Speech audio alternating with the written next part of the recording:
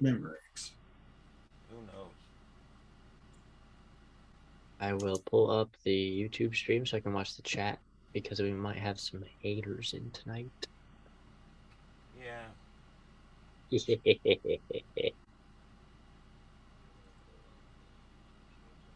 So, Joseph, you're used to this audio in the car or video in the car. How do I get more than just a little picture, or is that something to do with the resolution? So is your phone in vertical mode? It looks like it's in vertical. Yeah. Looks like what you need more of than anything is light. There you go. Yeah, well, if I do that, I can't see. Yeah. You So trying to see us? No, I'm using the force. No, the road. No, I'm saying you asked me. I was hoping I could see myself like I can at home, but also you are only seeing a tiny little bit of the phone at the top is a little picture. If you swipe left or right, it changes the view mode. Oh, okay. I'll do that in a sec. Yeah, it's all about the swiping. Okay, this meeting is being live streamed on YouTube. Hello, everybody, and welcome.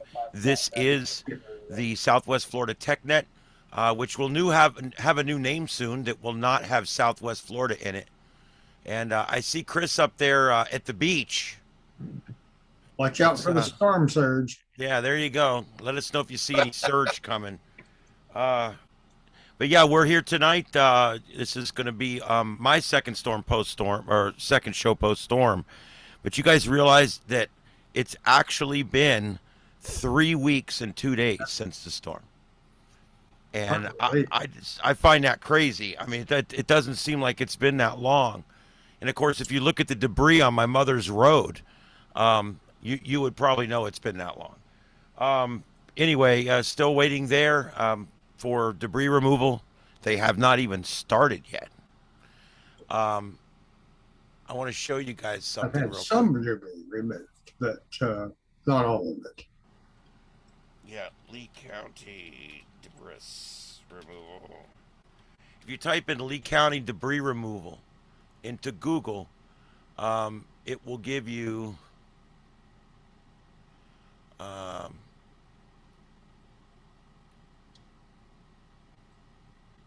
I don't know. It came right up for me earlier. Yeah, that rule. When you're trying to show something, it won't work. Well, it is. I think it's that second link there that I just clicked. And this is where they give you all the dumb rules. Reach up and turn on a little light. Damn it! I should have just saved the link. This is ridiculous. But I have it in the. It's in the newsletter, so we can always get it from there. But I found it in Lee County's website, but of course, government always has the worst websites. I don't know what it is. Have you ever actually went to a government website directly and tried to find something? Yes. It's almost impossible. It is absolutely impossible. And Lee County is just as bad. All redundant. Okay, I think I didn't type the word map. That's what it is. Yeah, storm debris cleanup, Lee County, Florida. You're looking for the map, collection schedule map. There it is. It come up. FCC website is one of the worst. Yeah, it's pretty bad. Yeah, I tried. Thing on that is like the Obamacare website. I tried to use it the other day. I got one legitimate. I'm sorry. Try IRS website. Yeah. Yeah, I mean, you won't find a government website that works properly. All right, there we go. It's under lee-county.f-fl-debris-removal-thompson cs-hub.arcgis.com. Thank you, Lee County, for that awesome domain name. Yeah, I'll share it for you guys so you can see it too. That's so freaking important. Do they show debris? Here's what it is. They show you what they've done so far. Or from my point of view, the glass is definitely half empty. So this shows you mostly what they haven't done so far. But anyway, they've collected all this much stuff. But if you scroll down just a little bit, they got this nifty county map.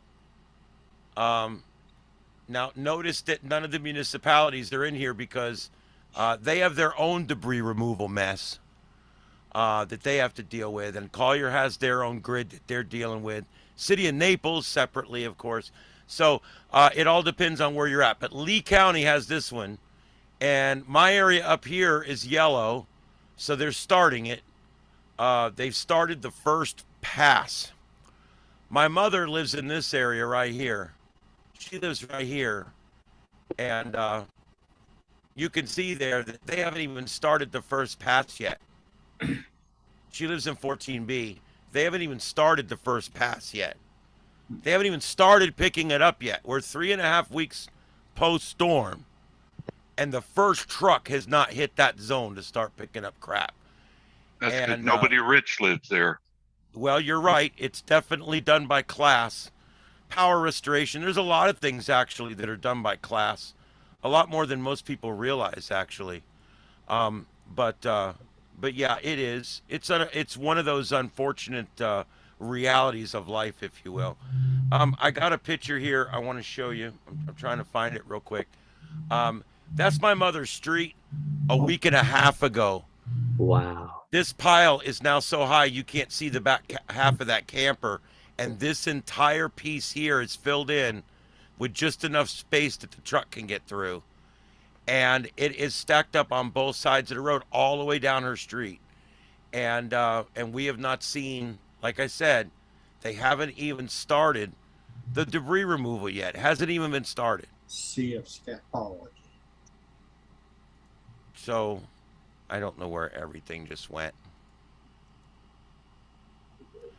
My window literally just disappeared on me, so who cares? Whatever. You saw the map. Stick another pin in Bill Nate's voodoo doll. Yeah, whatever. I'm sure it's his fault.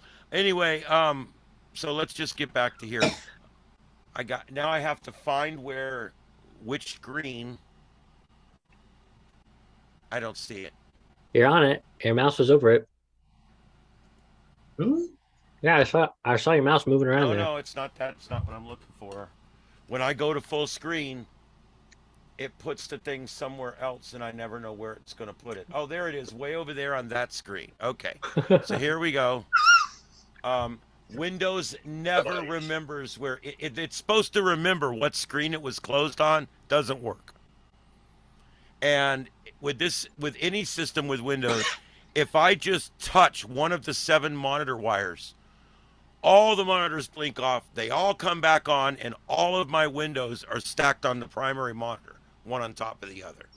And I have to take all 7 of them and put them back on the appropriate screens.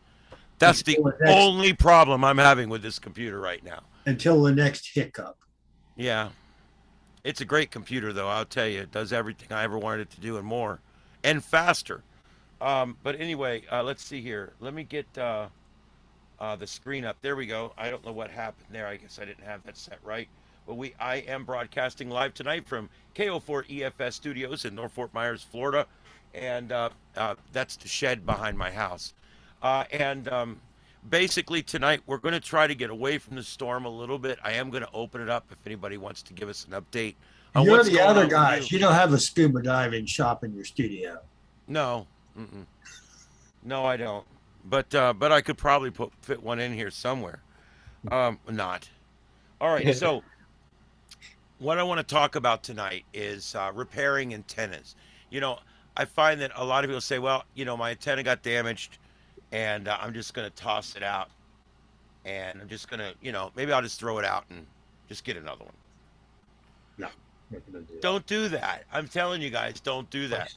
I've got a couple of Yeagis. I've already found all the parts to one and put it all back together. It was a homemade one that I made.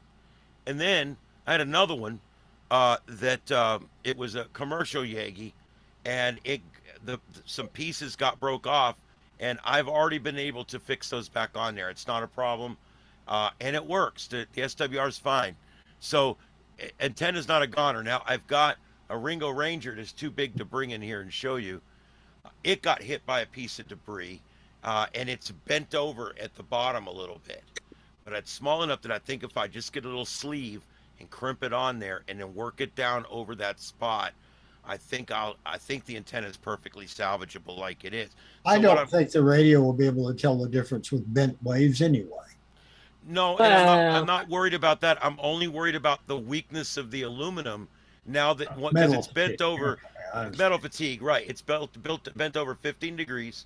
I'm going to bend it back 15 degrees. If I take a little sleeve of kind of the same material that's a little thicker, stick it down over it and squeeze it in, and then I know that it will give it that stability. The top piece is bent a little bit. I've already bent that back. You can't really tell. It gets as straight as it gets, and it's fine. So that's basically where I'm with that one. So that's the only one. The only other one that broke, and it probably wouldn't have broke if it wasn't hit by a piece of debris. The antenna, this is my aircraft antenna. I cried when this went down. It's only $70. It's not like the end of the world. But I had this up there, and this thing picked up planes in Georgia. It's amazing. Well, let me tell you. Is it wrecked or is it just damaged or what? Well, there's what the end looks like. What happened was, ouch. Ooh. Like one of the spreaders on my hex. Oh shit!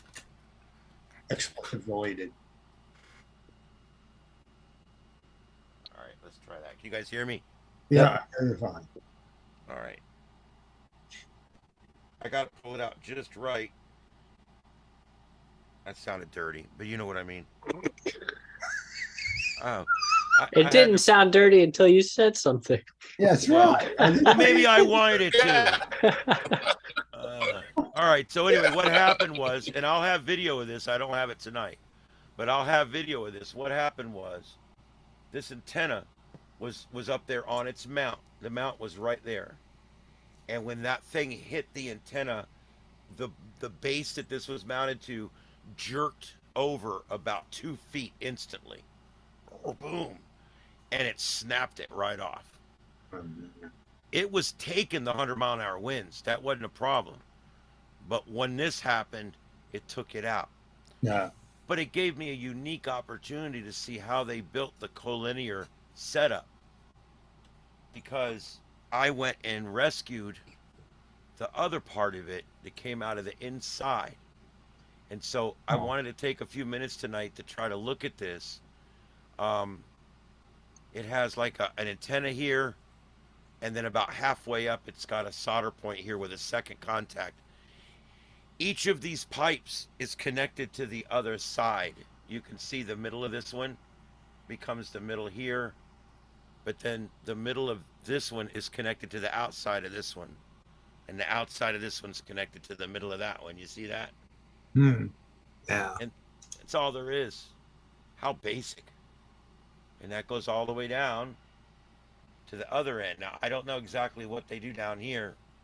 They got like a little, I don't know if it's a spacer or something here. And I don't know where I would hook things up. So I got to retrieve the other part off the tower. And I need to try to figure out, because that's all, I only have one contact there. It basically takes the center pole and the outer pole and puts them together, and I don't know where to hook my other one. It doesn't make any sense to me. You guys see what I'm talking about? Yeah. Everything makes sense from here up. It makes perfect sense. But this little bit right here, I can't understand. That's where my wire has to hook up. And I don't know if maybe it was another wire in here that came out. It did go through some trauma after all. I mean, this thing flew off. I found it in the neighbor's yard. This thing hung on and beat up against the side of the shed till I went out and got it down. And I looked at this thing, and if I could figure out how to hook it back up, I mean, call me cheap, call me white trash, I don't really care. But I'm going to rebuild this thing. It can be rebuilt. We have the technology. Can't rebuild. Somebody sing that for me. it's possible while it was beating against the shed, the wind twisted those wires together, and they may have not been twisted from the factory. I kind of thought that, but it looks like one contiguous piece of wire. I don't Okay. know. I don't know. That's why Well, I've been stoned. you could see it's basically one contiguous piece of wire, and the bottom of one is connected to here, and the other one's going down the middle. But then once you get down to here, it makes perfect sense. It's the outer to the inner to the outer to the inner to the outer, all the way up. So I don't know. What I'm thinking about doing is hooking it up and setting me up a little cable with some alligator clamps on it. And but the problem is I don't have an SWR meter that goes up near this high. So, but I took your Nano VNA. Yeah, I didn't like those things anyway. But we could, yeah, that one does go that high, doesn't it? Yeah, it goes up to. Is that a receive only antenna? Yes, it is. In which case you can probably tune it by just listening to a signal at whatever frequency you want. Right. Well, or in this case, put up the radar and see what my distance is. I mean, if I can put it up, if I put it all back together and stick it up there, and I get almost the same amount of planes I was getting before, no harm, no foul, right? You know, you got it right. Because there's no radio that's having to match with it. Yeah. So, I mean, it's broadband, so it'll probably work. I don't understand if it's receive only. How can you test the SWR? well, you could still hook an SWR up to it and test it. Yeah, but it's not designed to give you 50 ohms. It's it's not designed for a Go that high. Is it a 10 signal. megahertz? I don't know. This is the only thing I've ever done up this high. I mean, most things I do are down on 2 meter and 440 and all that. But, and I see what you mean about the ohms. I mean, I guess it's different, but I don't know. Like I said, I think the best thing is to hook it up, put it outside on a tripod, and have a set of alligator clips that I can come in and clip to it, and see what gives me the best SWR, and go from there, and then figure out how I'm probably going to put a pigtail on it. It's how I'm going to fix it. I'll put the contacts where I'm going to put them, and then I'll just have a pigtail that'll hook into my wire, or I'll just cut the wire off and solder it directly on. That way there's no connector up there. Yeah, because the SWR is only important if you're transmitting into it. If it's a receive antenna, the impedance, the SWR only matches your transmitter to the antenna at 50 ohms or whatever impedance you want. For receive, you just want it to be resonant on that frequency. Well, I know, and that's all I'm really looking for. I don't know where it would resonate right now. I mean, I don't even know what condition it's in. But when I cut an antenna so that it resonates perfectly on a frequency, even though I'm only using it for receive, it seems to give the best performance. So I want to try to do I bought this thing for performance. I mean, this is a 5 collinear. I think it's a 5 collinear. And I specifically bought it because I wanted to get planes everywhere. Yeah, the only thing I'm thinking at the aircraft frequency, which is like a gig, 1/8 of an inch is going to make a lot of difference. Yeah, it sure is. Where down at 30 megs, 1/8 of an inch is nothing. Right. But when you're up in 1090. plumbing gigahertz up there, 1/8 of an inch. I mean, it'll probably work. Whether it'll work as well as it did before, I'm come a bit. I mean, I don't really expect the same performance that I got before. I really don't. but I'm interested to see what I get out of it. Yeah. I mean, I probably will replace it eventually, but I don't know. I've been looking at some. I like collinears.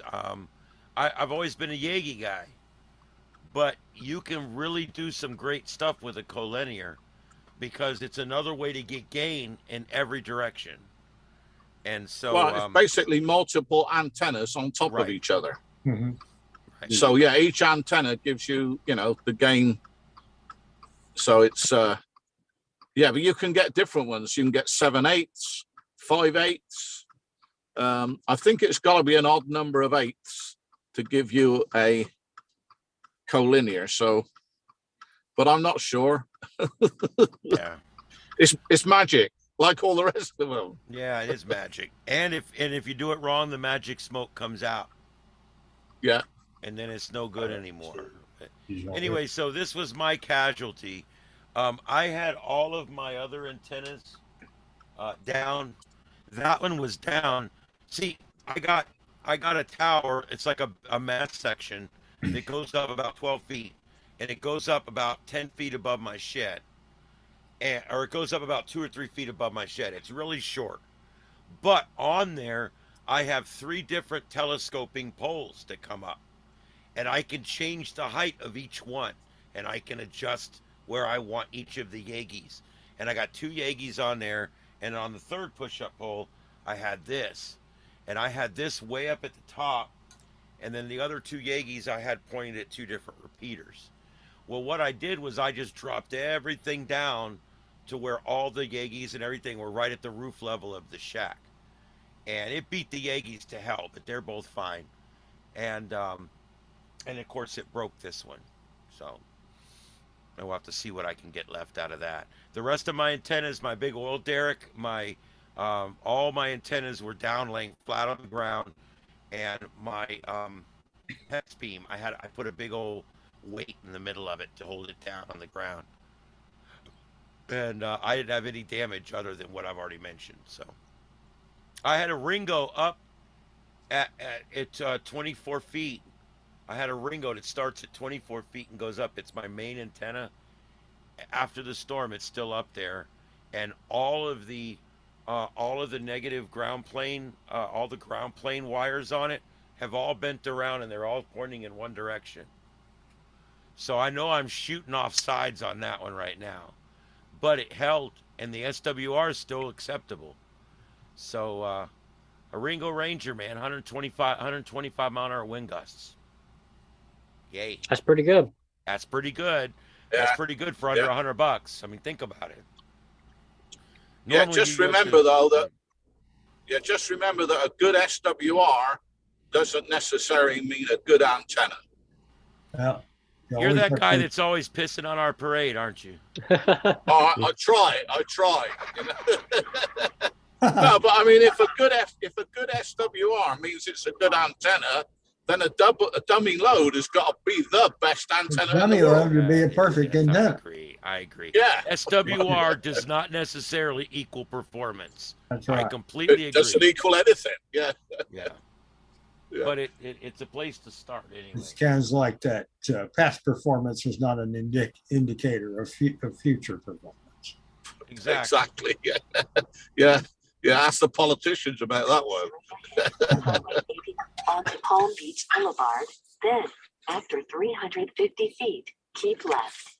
Yeah, And keep 400 left. yards, bear left. Oh, sorry. At the roundabout, take the second exit. Well, there we Turn go. around when it is safe to do so. Keep left. You're good at that. In one You field, could do- you will arrive You at could your do like our destination. baseball player in Atlanta did, Pascual Perez. He couldn't figure out where to get off I-285, so he kept driving it around and around and around and around, and he was late for the game. Oh my God. I only have to go around 285 halfway and I'm done with that place forever.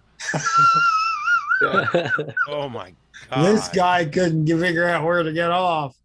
That sucks.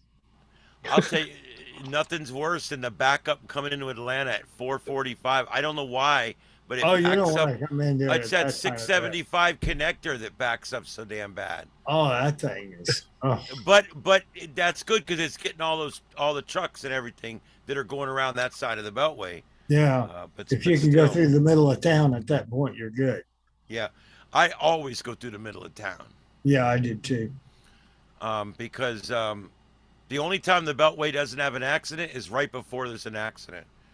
Um, just putting that out there. That's kind of like a lightning detector. It will never get the first one in time. Yeah. No. Or it goes off all day and you don't get to do ham radio. That's right. I'm telling you what, I have a thing about lightning detectors. Lightning detectors are because people aren't smart. And when I hear that you go out for field day and the county lightning detector kept you from going on the radio all day long, I'm like, I would have easily found the breaker for that long before that. I mean, it's just got to be some way to shut that God blessed thing off. Yeah. Those lightning detectors are ignorant because they go by sound. And you guys know how sound travels at different rates and different distances. Yeah. I really don't like those things. I just don't, because they end up spoiling the fun all the time. Oh, if we can just save one kid. Well, you know what? The last 2 kids we've had struck by lightning in this county, neither one probably would have been saved by a lightning detection system. I'm sure. Because it was the very first bolt from the storm. That's right. That's right. And so never detect that first one in time to warn anybody. Exactly.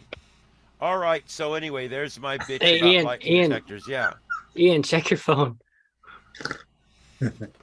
Okay. Don't read it out loud. Don't read it out loud. Okay. All right. Anyway. Oh, okay. Well, anyway, I'm glad everybody's here tonight. We're having a good night tonight so far, and I got to tell you guys that there's been a lot going on. I'm still very very much involved getting my mother's home finished out. We've got pretty much everything she has there that we can save is saved, and I'm working for that.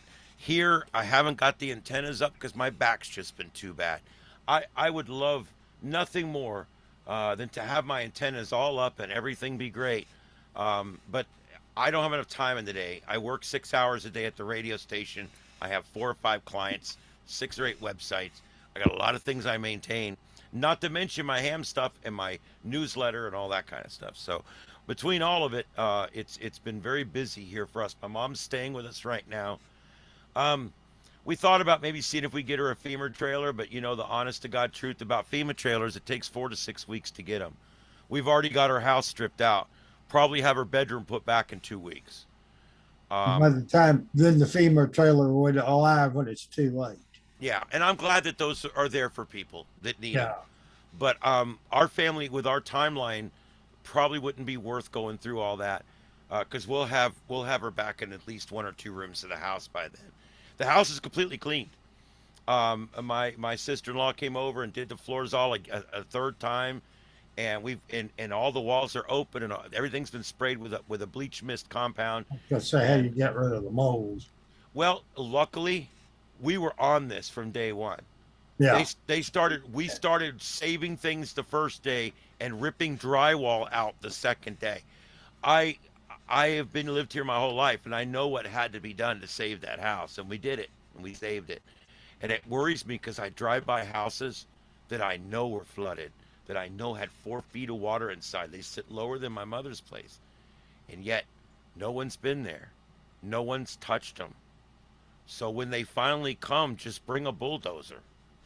Yeah, because it's going to be full of money. I'm telling you guys, because you don't realize it. Fresh water, salt water comes in, sewer comes in, sewer comes up. If you guys have never lived through a flood, either a freshwater flood or a tidal surge flood, storm surge, yeah. If you've never been through one of those, the water is nasty. You know, you always see these people like holding things over their head, and they're all like, "Oh my God, this." You remember that after Katrina, nobody wanted to get down in that water. Yeah. That water's nasty, dude. It's very nasty. It's nasty. Now, I don't want to overplay it, okay? It's not like swarming with flies and turds floating by. Don't think of it quite that bad, but it's pretty bad. Pretty And bad stuff. so you got to Well, we get had a that guy in out. Fort Myers Beach get sick because he had an open wound. He got sick on that stuff Yep. and died. Yep. You'll pick up a staph infection. It'll start flesh eating you. Yeah. And you don't want that. There's some pretty nasty stuff. We were pretty careful about making sure we clean shoes, clean feet. All you cannot keep that stuff on you. You got to get it off. But anyway, we did a lot. We got it all done, and the house is safe now. Everything's out, and so there you go. That's what you have to do. As far as out on the island, they're talking maybe 3 or 4 months before they get power. Oh, yeah. And they're saying it could be a year before they get any other utilities out there. They pump their own water, but once they get power, then they'll be able to get most things back to normal. But it's going to be a while before they're back up and running out there. And Captiva, Upper Captiva, Boca Grande, Cayo Costa, which was actually the point of landfall for this storm. And even Pine Island, Fort Myers Beach, they all make their money off vacation rentals, whether it be Airbnb or a hotel or a fishing shack. They all make their money off of tourism. And so the hurt's just going to go on now because we have to try to return to some semblance of tourism because that's how we survive here.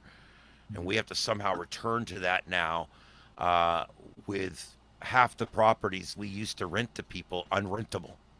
And it's going to be a long road to hoe. Here can't find good housing either. And then the damage, that will then damage where people will go other places instead of here and find places they like better. And then we lose them altogether. They never come back. The good news is when we first open back up some things, prices will be a little low. People can get in. Hopefully that will make up for the other thing I just mentioned. But there's a lot of deep things I've been thinking about with this storm because everybody always talks about the next 2 months, the next 6 months, the next 3 months. This is really about a lot longer than that. I mean, this is going to affect our tourism for years. It's going to affect a lot of things. It's going to affect our wildlife here for years. We asked the folks on Mexico Beach. Yeah.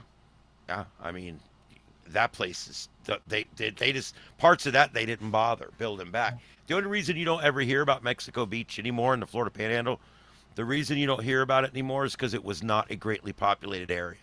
Yeah. There wasn't a lot of rich folks there. Here in Atlanta, we call that the Redneck Riviera. Yeah, that's about as close as you can go and get to a beach in Florida. Yeah. Anyway, all right. So, I'd like to go around. How's everybody doing on getting your antennas back up? And did anybody lose anything that they might want to try to fix? Who wants to go first? Oh, mine's easy. All my antennas are in the attic, so I didn't lose anything. Okay, rub it in. All right. There's Mr. Bad News with some good news. I got the same bad performance as I had when I started.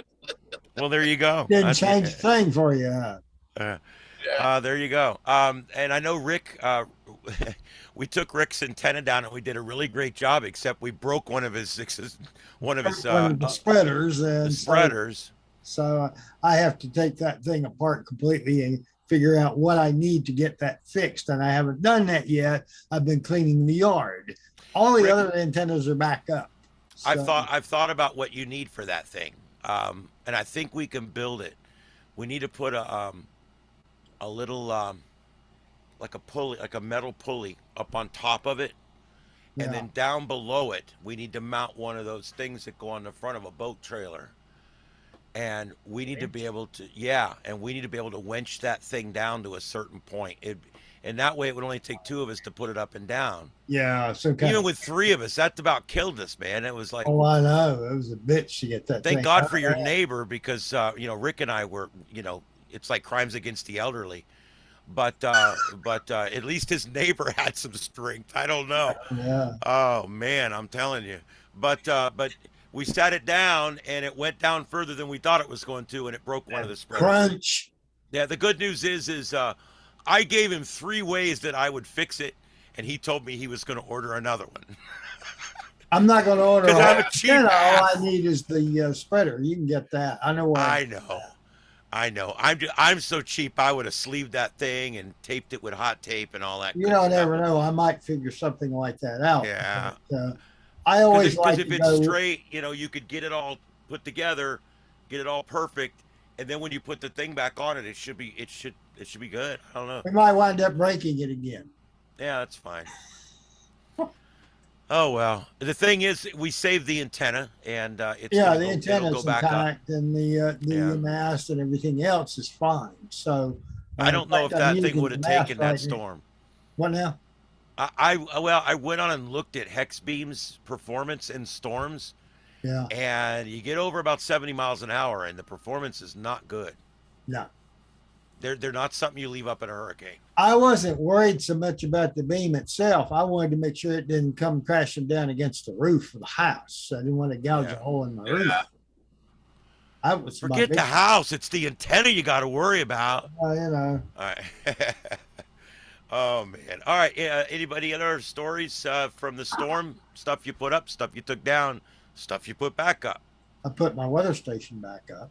Well, there you go. I've still got mine in the low position. I've got to go put it back up on the high pole. Well, the barometer on mine was still working, even though I put the outside unit inside. And you can see on the graph the where the hurricane came, took it down to 28.6, somewhere in there. Ooh, how does that convert to millibars? Uh, Yes, Rick, I use millibars. Yeah, I know. There's a conversion factor. It's a I fault. know. We'll have to find it. That's just what was displayed on the thing. And I'm still trying to find my exact elevation. One map says it's 10 feet. Another one says it's 23. So I don't know. I'm trying to Well, find I know that the floor of your house is over 12 Yeah. because it didn't flood. Yeah. Okay, let's see here. This is the little calculator here. So, for those, I'm sure everybody already knows this. This is the smart crowd. But in millibars, you can put millibars and you got inches of mercury. What'd you say it was? 28.6. 28.6 inches of mercury. That's Nine- 968 millibars. You got lower than me. I got 972 millibars. Yeah. But So- I think it was lower than that in the eye. We didn't actually see the eye here. It went. We were, by. you were in eye wall and I was in eye wall. Neither one of us got eye. No. But Kay Acosta, Upper Captiva, and then Birdstorm Marina, Northwest Cape, all got eye wall. What's interesting is the eye actually passed over less populated area than if it was a little bit further south. Yeah. But that ended up putting the worst of the storm over the populated area. Area. Yeah. Fort Myers Beach and Sanibel, lower Sanibel, did not get in the eye. And that's why you saw the really heavy damage on the south end of Sanibel and Fort Myers Beach. The strong part where the eye wall stays over you the longest. Yeah. You know, that wind came right around Sanibel Lighthouse and came right into Fort Myers Beach. It was direct hit. I mean, it was crazy. Anyway, I mean, I the don't want to three-legged outhouse. I mean, yeah, I don't want to get three-legged too far outhouse. into that again. Yeah. Did anybody else get a barometric pressure reading before we move on? You guys all suck. All right. Hold on, what well, did you say? I don't care about what it was up there. Not unless you had a tornado go over. That would be great. Yeah, that would be cool. I want Joseph to get me a barometric pressure rating from inside an EF3 tornado. Now that would be Yes. impressive. That would impress me. Gotta tell you. They have Yeah. tornadoes in Huntsville. We're gonna have to come find the weather station wherever it ends up. Somewhere over the rainbow. Yeah, exactly. But yeah, so anyway, okay, well, there you go. So we got some low, and for those of you who are near the eye or in the eye, something you may not have thought of, and I may have said this last week. If I did, I apologize. for some of us and for most of us, that may have been the lowest barometric pressure you've ever felt in your lifetime. So it happened slowly and it went down slowly. You hear people in tornadoes talking about ear popping. You Yeah. don't get that in hurricanes because it comes on slow and it goes off slow. Slow, yeah. And so your ears catch up in Yeah, time that's that they pretty don't have to pop. But you actually probably experienced the lowest barometric pressure in your life at 968 millibars at Rick's house or 972 millibars at my house. You experienced a very low barometric pressure. And it's hard to tell. The animals were all acting strange, but there was a hurricane going on outside. So it's kind of hard to know whether it was that or the pressure. It was probably a combination of both. All right. Anything else on that? Anything at all? Well, okay. I don't know if you read my email, but I had to split from Miami for a little while after the hurricane, and I came back a week and a half late after that. And the problem is that whoever designed this house in 1971 put a carpet in my bedroom, which this building is ground level and across the street from a canal. So, I mean, hopefully when they replace it, they'll put something beside carpet in there. And if they do what they're supposed to, they're going to have to replace some sheetrock, which means I'm probably going to have to vacate. If that happens, I'll probably go to my sister's in Indiana. Wow. But that doesn't mean I can't be on here every No, Friday. that's true. Yeah, we are worldwide. Do this from anywhere. Worldwide. I also applied for and received a small benefit from FEMA for replacement of some of my gear that got destroyed. Wow. Right. I turned it right around very quickly. I've got a couple of rigs. Oh, wow. Be getting into Wires X here pretty quickly. Man, you made out like a bandit. Yeah, I did. And I still have enough to move, rent a car, drive to my sister's, so I'm going to be okay one way or another. I took the same money from Irma and got a generator. Yep. You You guys got to remember, my mom, she got the maximum of all 4 benefits from FEMA because she's 77. She lives alone. She's a widow. I mean, you can check all the boxes. And it's going to be enough to fix her house and put it back. So thank God. I can't believe I'm saying this, but thank God for FEMA. The sad part, and I'm going to tell you guys, I don't know if I told you this last week. Again, I apologize. My brain's not doing well. Had she insured that house with flood insurance from day one, that would have been 53 years. And I went back and I did a little bit of math, just some very generalized math. But she would have spent $250,000-$300,000 keeping flood insurance on that house for the last 53 years. Now, I'm not talking homeowners. Remember, for those of you who aren't familiar in Florida, homeowners does not cover floods. It covers falling rain. If your roof gets ripped off and it rains down in there, homeowners. There's like a pool insurance for flood now, isn't there? Yeah, it's called citizens insurance. And because the citizens are the ones that are pissed off about how much they're paying. But anyway, so what ends up happening is if you buy flood insurance, you spend all that money over those years. My mother's benefit would have only been about $24,000 more than she got from FEMA. So she would have paid $250,000 over the course of 53 years to keep insurance on a home to get an extra 20 grand when it finally floods. For a return on or because it was insured, she wouldn't get the FEMA money. So she would have gotten 20 grand more than she got. And she felt bad about taking the money. I'm like, look, you paid into that your whole life. You've never taken a cent from the government. Not a cent from the government ever. Not a food stamp, not a handout, not nothing, nada. So you take that benefit and you put your house back together. You've lived 77 years in this state and in this country, and you've paid your taxes every year, never cheating. Take the benefit and quit worrying about it. And she did, and now she's doing okay, and we've got everything going in motion. Um, the flood insurance thing here is a problem because Wow. it's not worth it. If you got $1 million house, it's going to cost you $15,000 to put flood insurance on it for a year. It's not going to make you whole, but it will put back a lot more of your house than that 48,000 from FEMA will.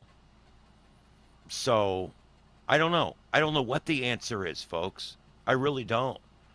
But I know for once in our family's life, we're taking the benefit and we're going to put ourselves back together with it. That's what we're doing. But should you feel bad for not having flood insurance? No, I think flood insurance is the biggest ripoff in the world because it would not have made my mother whole. And it only would have given her like 20 grand more than what FEMA gave her. So somebody's got a digital radio or a cell phone right next to the mic. I heard it. Anyway, it's going to. That's what the 800 trunk that the county uses. If you key it up in here and start talking, it would go. That's what it sounds like. The interference that comes off of it. That's why I thought it might have been something like that. Anyway, it's an interesting thing with flood insurance because it's so incredibly expensive, and it's over and above homeowners insurance, which is already expensive enough. Which is crazy. Yeah. My mother's got a house that's worth less than $200,000. Why would anybody spend for homeowners and flood insurance $9,000 a year? Yeah, it's insane. You literally pay the cost of the house in 15, 17, 18 years. You've already paid for the house once over. Yeah. And I think the risk, since this is a 100-year storm, as long as you're careful and you don't burn it down, I think the risk is to not be insured. I think that actually is the better risk. And well, you should only insure. Yeah, you should only insure what you can't afford to replace. I agree with that too. Absolutely. And you can run your deductible up pretty high. Yeah. Because my insurance is nothing like that. I know I'm not, I'm in D. Yeah, my mom's in A. So D. Yeah. So, my flood insurance, and I've got two canals, one at the back and one at the side of my house. My flood insurance is, I think it's something like $340 a year. Wow. So to me, you're paying probably 15 cents on the dollar what it would cost my mother to get flood insurance. And your house, I'm sure your house is newer, nicer, bigger, and you can still get it for 15 cents on the dollar. Yeah, but I am in C and not A. No, D. I'm right on the edge of C and D. Depend on who you, one insurance company said C, one said D, but Lee County, the lady came out here to our development and drew the line. And she said it was D. So, but the other side of the road, the other side of Logan, it's C. Right.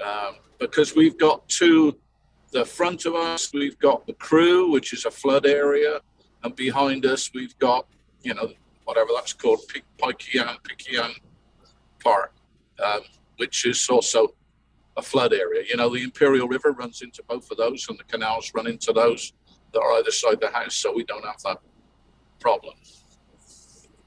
So that's why I think for me it's worth. I'm surprised it's like $4,000 a year. That's a lot of money. Yeah, it is, and I understand.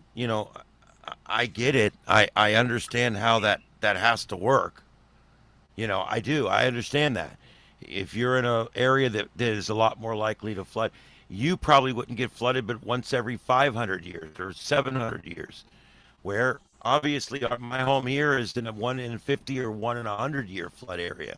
So it's different. If What you flood live, Yeah, the zone thing- are you in? yeah, if you The lived in thing is, like though, central Lehigh, for instance, you're in a biblical flood area there. I mean, it's, yeah, so it all just depends on where you're at. yeah, and the thing is that these 1 in 100, they don't really work out like that because I mean, it was what 21 years or something like that before we got a hurricane, and we've had 2 in 4 years.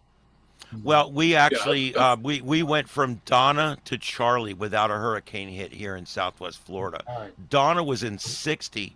Charlie was in, help me guys, what, 04? 2004. 4. So we And we had one technically, yeah, we went technically from 60 to 04.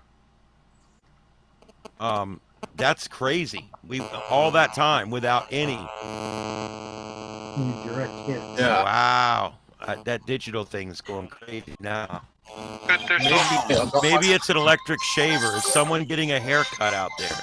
Scam likely. No, I don't want to listen to you, scam. Goodbye. So anyway, I don't know what Yeah, that it's not is. me. All my radios are switched on. No, And that some- was my phone ringing with a scam call. Oh, Everybody stop talking for a second and we'll see whose mic moves.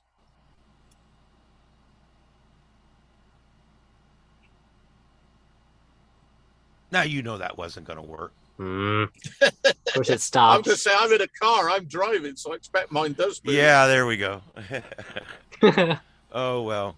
So anyway, it's one of those things. I just wanted to talk to you guys about that because the whole flood thing to me is just, I don't know. I don't understand it because I'm not for socializing anything. And what we've basically done is socialized flood insurance to the point that it doesn't work anymore. But yet we can't do it. How could we do it completely private? It would cost you $1 million. So without subsidy, I don't know what the answer is with flood insurance. There's also some weird things going on. Like if your home is older than 1984, I think it is, and it is more than 50% damaged, you have to tear it down and build a new one. Yeah. That is criminal. Yeah. That's an overreach of government. That's criminal. It's unconstitutional. And I'm not going to get Is that actually a government thing? I didn't think it was a government thing. I thought it was the insurance company. No, it's FEMA. It's FEMA, and It's FEMA's FEMA? pushing it. Yep, and they're pushing it down through our local governments. It was just ratified by Cape Coral yesterday. They're through their code enforcement, which, as you know, they wear swastikas out there. Their code enforcement is going to come out, and if they feel that your home is more than 50% damaged and it's older than 1984, they're going to take it from you. They're going to make you tear it down, and they're going to make you pay to tear it down. And then you're going to have the lot, and then if you want to build anything back on that lot, it's going to have to be to brand new 2022 standards and the new elevation standards before you can break ground. So what they've done is they've ruined a lot of people out of their homes that they had down here. It's just going to end people having another home. It's also going to end people owning a home altogether. People that owned a home. You know, a lot of us know we've owned a home a long time. We've had it a long time. My wife and I own our home here. My mom owns her home. You know, it's important to own their home, to own your home, and to know that that's going to be there. Well, if this happened to you, let's say you were living in the Cape or somewhere where they were going to do this and enforce this, you basically would be told, don't rebuild it. Any work you've put into it up till now is a waste. And you have now 90 days to remove this dangerous property. It needs to be torn down.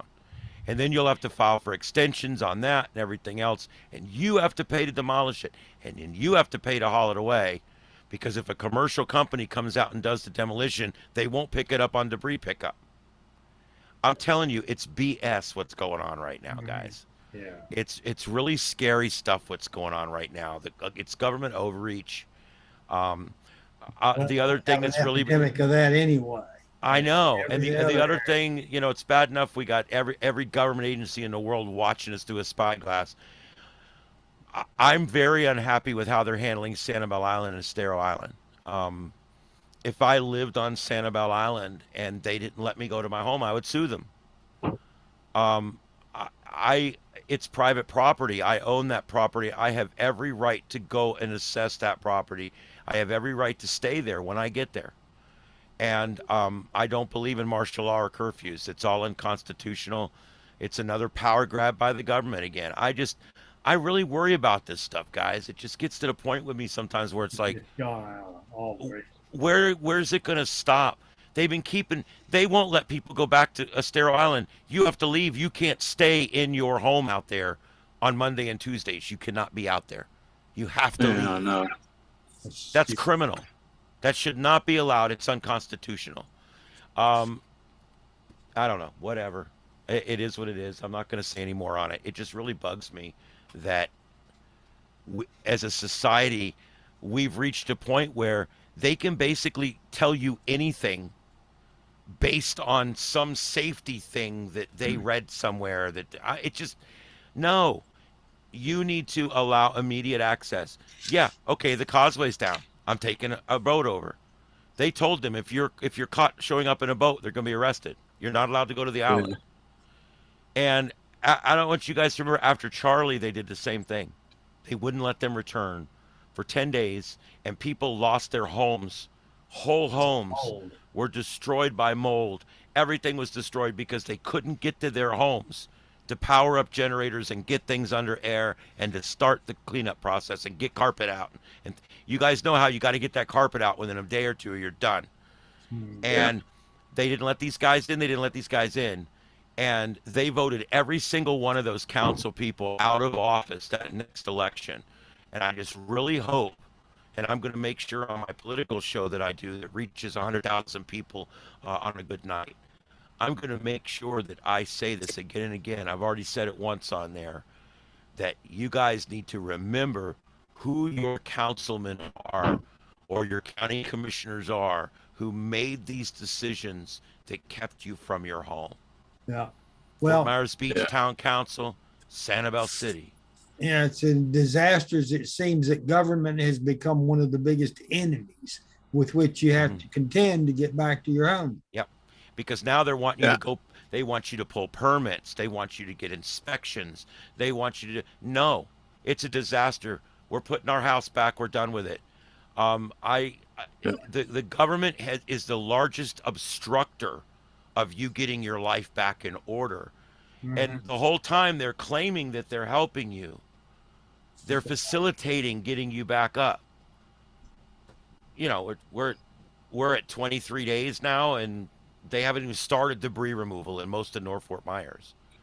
Yeah. So, I mean... Hey, I got to say 7-3 to you all. I've just arrived home. So by the time I've unpacked and everything, it'll be time for bed. So I'll catch you all next week, 7-3, and be safe. All right, Okay, 7-3. My back's hurting too. I plan to do about another hour, just so you guys know. I'm probably not doing the midnight train like we did last week. I don't think You're my not back... doing the midnight train to Georgia? Yeah, whatever it was. We were on for quite a while last week. All right, let's go ahead and go around again. Is there anybody else that had a storm experience they'd like to tell us real quick, or anything to do with your antennas or anything like that? Come now. Okay, and hearing none, you can break in at any time if you think of something you want to talk about. We're informal here, so you can please just pop in anytime you want. We are open to any hams and anyone inspiring to be a ham anywhere in the world. It's welcome to join our meetings. And no radio Karens, though. That's our only rule. No radio Karens. No radio Karen is allowed. No radio Karens. If you ever got on the mic and reminded somebody that it's been more than 5 minutes and they haven't identified, you're a Karen. Anyway, Throw you away. I'm just kidding. No, I'm not. Anyway, so let's open it up to anybody that has anything that they would like to discuss tonight. What projects are you working on in the shack? What's got you frustrated this evening, and why won't you come tell us how to do JS8 call? Come now. Come on, tell us how to JS8 call. Actually, I'm working on installing some antennas in the attic. Well, there you go. I put the first thing I put up was that dual cat whisker UHF TV antenna, and it works just beautifully. There you go. You know, the problems I was having with the reception was just simply that on any of the stations, if I moved around in the house, the thing would go blip, blip, blip, blip, blip. We got all of this pixelation and garbage. I didn't get none of that now. Works great. So I'm going to add a disc cone, which I bought at Lambie Fest. By the way, I wonder how he made it through the storm. I bought this disc cone at Lambie Fest. I'm going to put that in the attic. And I've got 3 more. I used a outlet box, which I put in the ceiling. So that they run through all the connectors through that, and they'll have to go through the attic hole. And so I'll have several VHF, UHF antennas in the attic. So when we have lightning storms, I'll still be able to get on the radio anyway. That's nice. That's nice. And I've got I'm going to build a 10 element 440 antenna that I can put in the house. And I want to overbuild it a little bit, because I'm going to hang this in the wall in my spare bedroom. I'm just going to hang it on the wall and kind of point it towards the tower. Yeah. But yeah, I want to get something like that so that I don't have to worry about using the outside one. You know, when it comes to TV reception, something that really surprised the heck out of me, I took my Ringo Ranger that is broken. It's bent. It still works. I took it and just stuck it back up at 4 feet. So it's up maybe at 15 feet at the point, right? And I hooked it up to a TV and I scanned, and it got 56 channels. Hey, great. So you don't even need a TV antenna. I don't know if you guys see behind me tonight. Over here, let me find a view that's got there. Over here on this side, I got 3 different TVs, and they're all on air. I've got a Roku box for one of them, but truthfully, I kind of like the way it is now. You can see here, we've got, Star Trek: The Next Generation starting up on H&I, and I got 2 different channels. Over here, I got the constant radar. That's coming from my station 11-3. That works out really good because it's just the new radar that they got up at Babcock Ranch, and it just sits and runs all day long. Sometimes they play 96.9 music over it. And then over on that one, I just got it right now. I got it on CBS because I watch Wink in the morning when I get up. Yeah. And so I got one TV hooked up to a 2-meter antenna, gets 56 channels. I got the other 2 TVs hooked up to a little amplifier box that came with a $45 Yagi alien phaser beam looking thing. And I get 65 channels. If I aim it north, I get 65 channels. If I aim it southeast, I get about the same number of channels, but they're all different channels. If you like old TV shows, man, you got to get an air antenna because they got there's 10 different channels on that have on all day. It's like Quincy and Barnaby Jones. I mean, it's old stuff, and Emergency and Adam 12 and Dragnet and all those really good Jack Webb productions that I used to watch. Anyway, all that stuff's out there on air TV. Oh, there we go. Next Generation. Oh, good. They're shooting up a Cardassian ship. That's always a good thing. I don't like the Cardassians or the Kardashians. They all suck. They all have problems. Okay, let's see here. Let's open it back up. Did anybody have anything else they would like to discuss?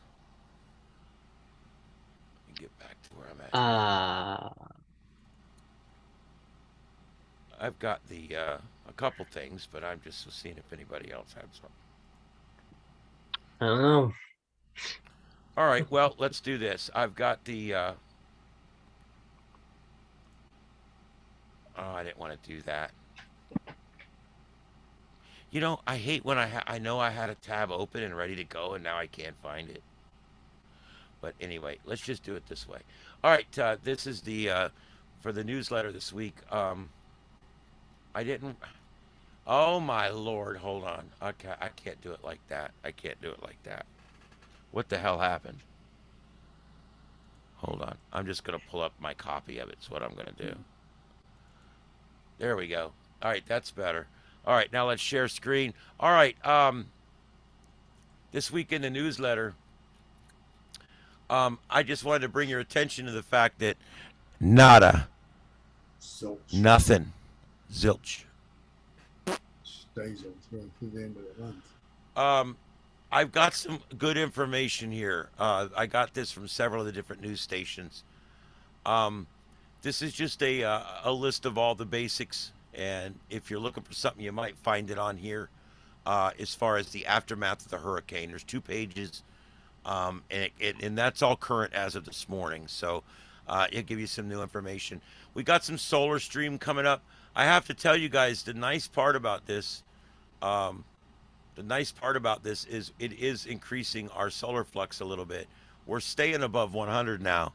When I first got into ham radio a year ago, when I first got into ham radio over 2 years ago now, 2 years, 3 months, whatever it is now, solar flux was between 75 and 95 every day. That's it. Now it never drops below 100 anymore. So that shows you that we're getting into getting closer and closer towards the peak here of the next solar cycle. But it was really good back on October 11th here. We had almost a 162, 163. I mean, that's pretty good for right now.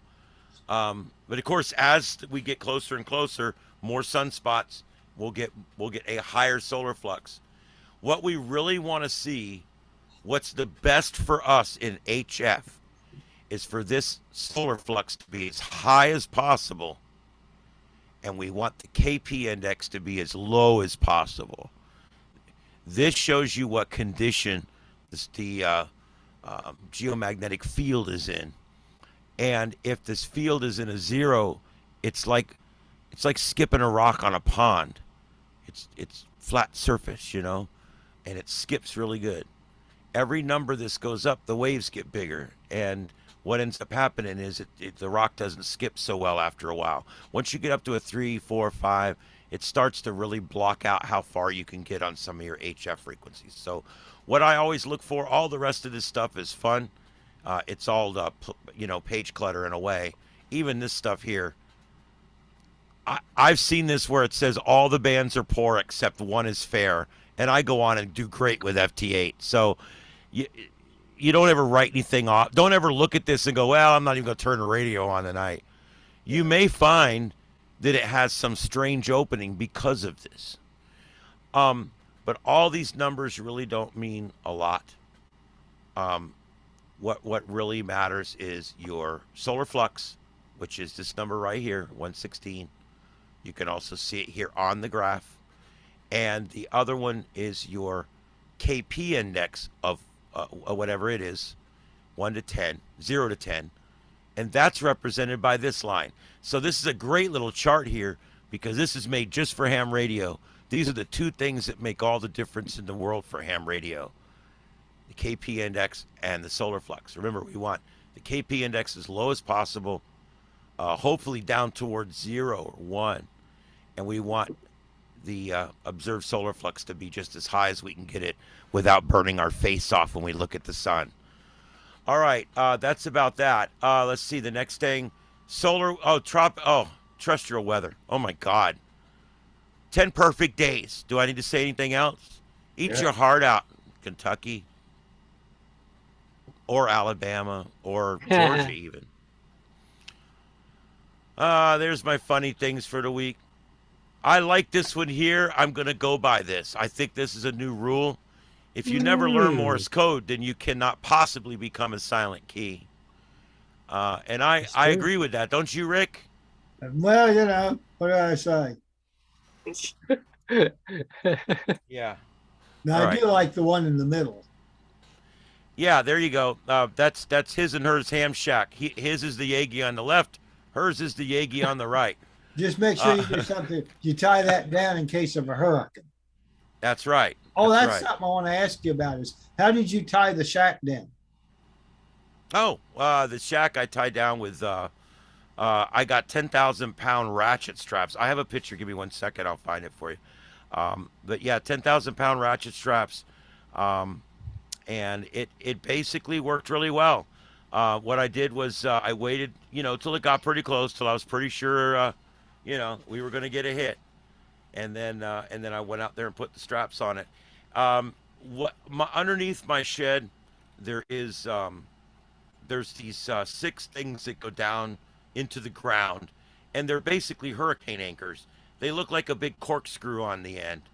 Yeah. And they squirrel down into the ground with this big machine, and that's how they end up hooking my shed to the ground, so that when the thing comes, it doesn't fly away.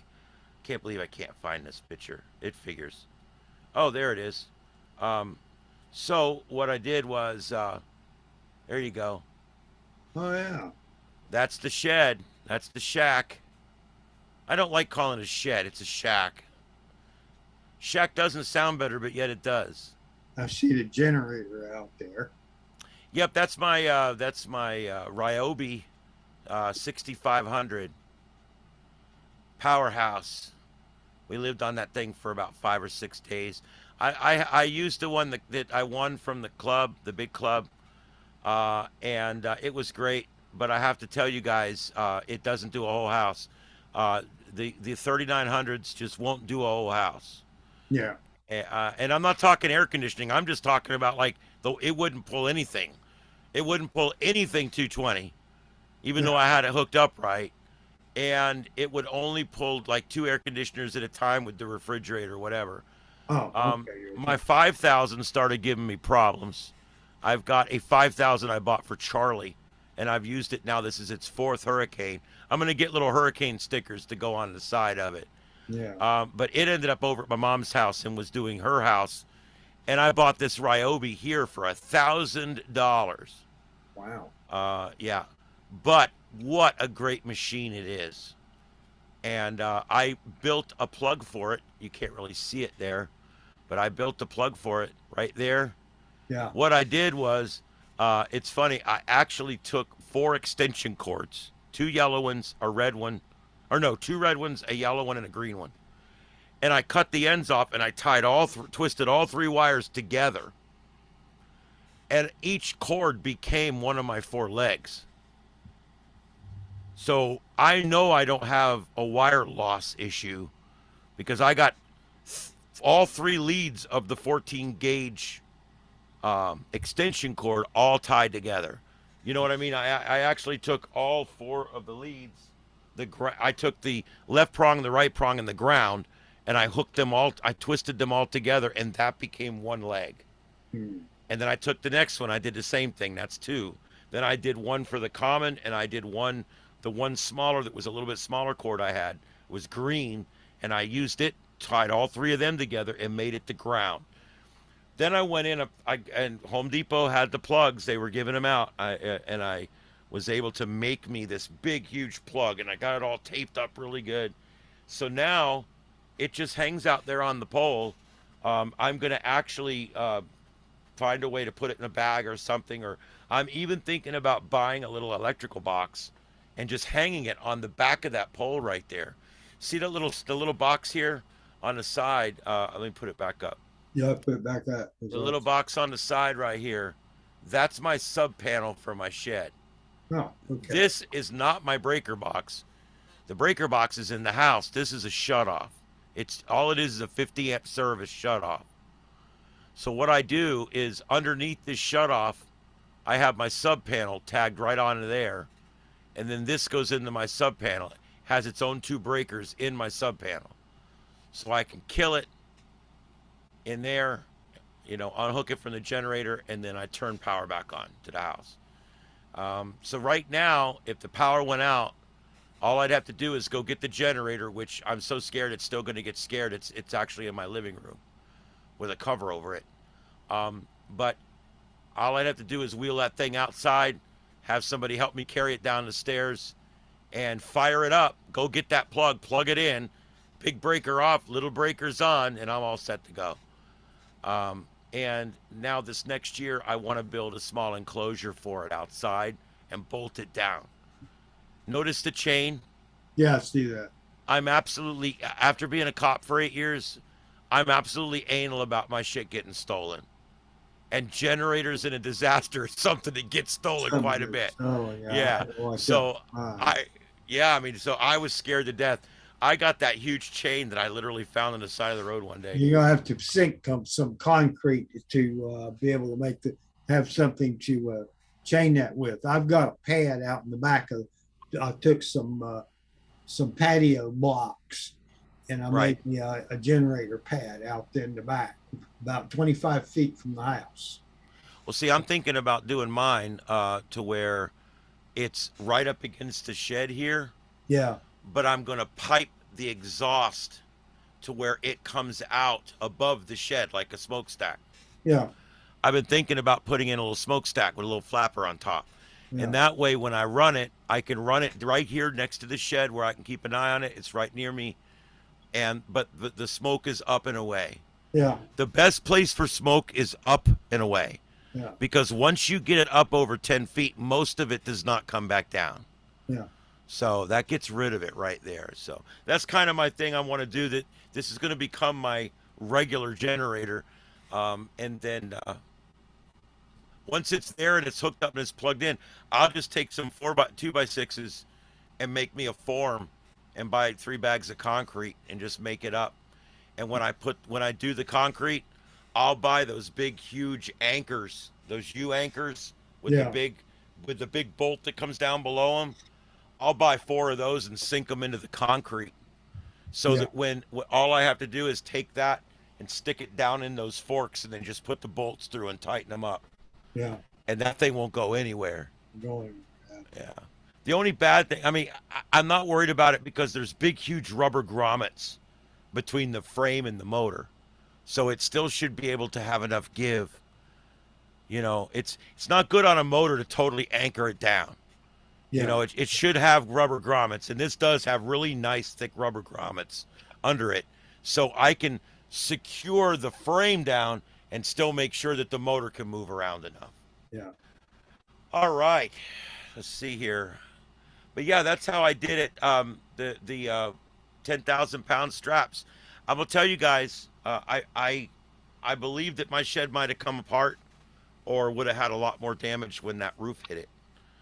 If it wasn't for the fact that I had those straps on there. I really do believe that, guys. I seriously do.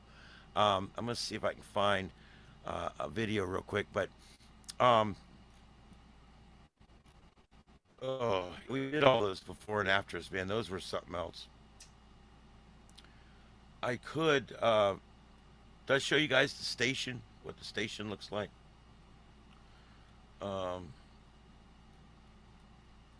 Trying to think what I haven't showed you guys. Yeah, I know I haven't showed you guys these. These are from the hold on, I'll put it up. I'm gonna get it. These are from the radio station where I work. And there's my pillow, and there's my back pillow there in the chair. Those are our 10,000 for the troop mailboxes. Yeah, we've got them stashed everywhere around the station. Those, I guess, were floating around, but they put them over there. But anyway, the water only came up about 8 inches, so it wasn't too bad. It looks like the chairs are going to be okay. It got right below the first blade thing that was in here. Oh, man. Do you believe that? Yeah. At first, we thought that it got all of our stuff, you know, but we didn't know. This is my call screener's position, and this is where I work right here. The producer spot. That's what it looks like back in radio. To the left here is 96.9, Latino 97.7, Hell Yeah Country, and then The Fly 98.9, and then Sports 105.5, and The Arrow 94.5, and then all the other stations are down this way. Yeah. How How many yeah, stations you got in there now? I think we're up to 12. We picked up Wave. Yeah. I think we got all the good ones now. Yeah. Because Wave gets really good ratings. Yeah. But yeah, here's what it looks like back where I work, and that's what my mother's neighborhood looks like right now. Oh. Yeah. So if your neighborhood doesn't look like that, thank the gods. You know what I mean? Well, I've got some of that out here on McGregor, but Yeah. I don't have any furniture out there. The guy next door, headed toward the beach, his house is all the way back at the river, and he had some furniture out there, so he must have taken on some water. Yeah, every one of these. Yes, I'll put my seatbelt on. That's my seatbelt dinger. Every one of these houses on this street took water. Every single house. This is my mom's coming up here on the left. Every single house on this street took water.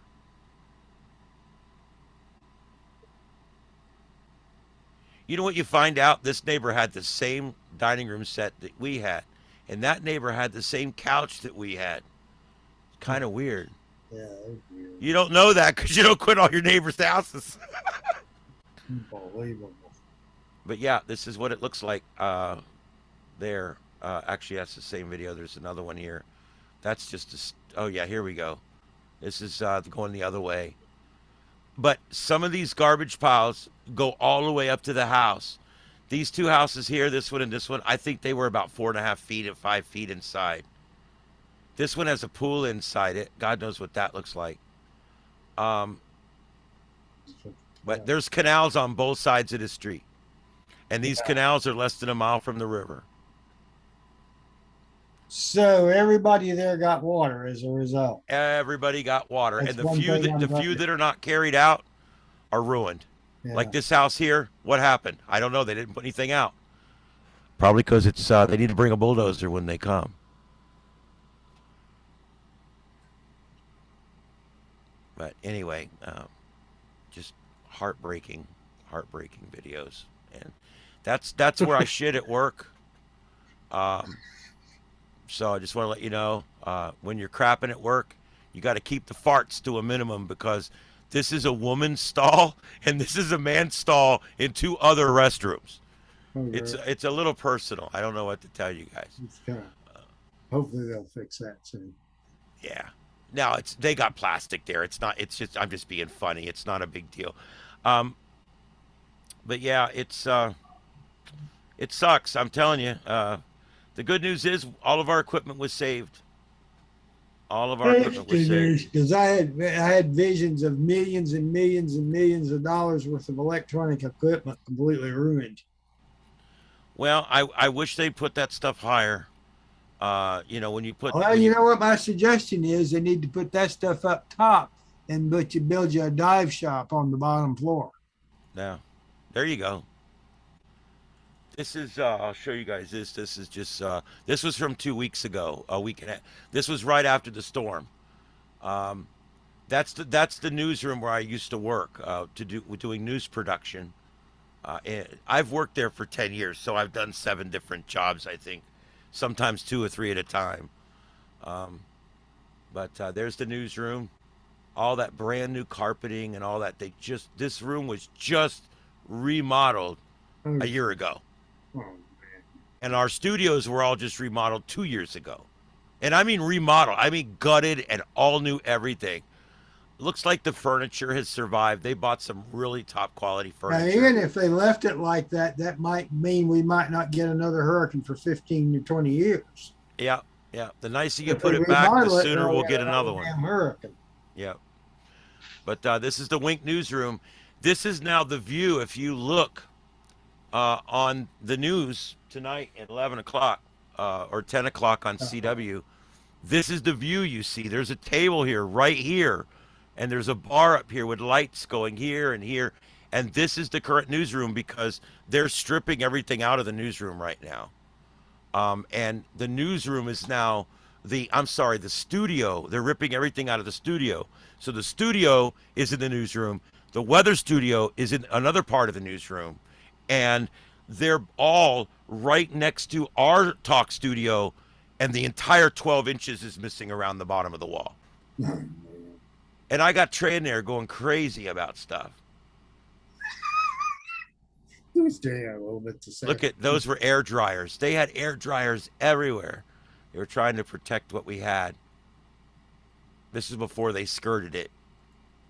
This was, like I said, this was just about 6 days after the storm, I think, at the most, 5 or 6 days. Note the plastic over the flat screen Yeah. TV.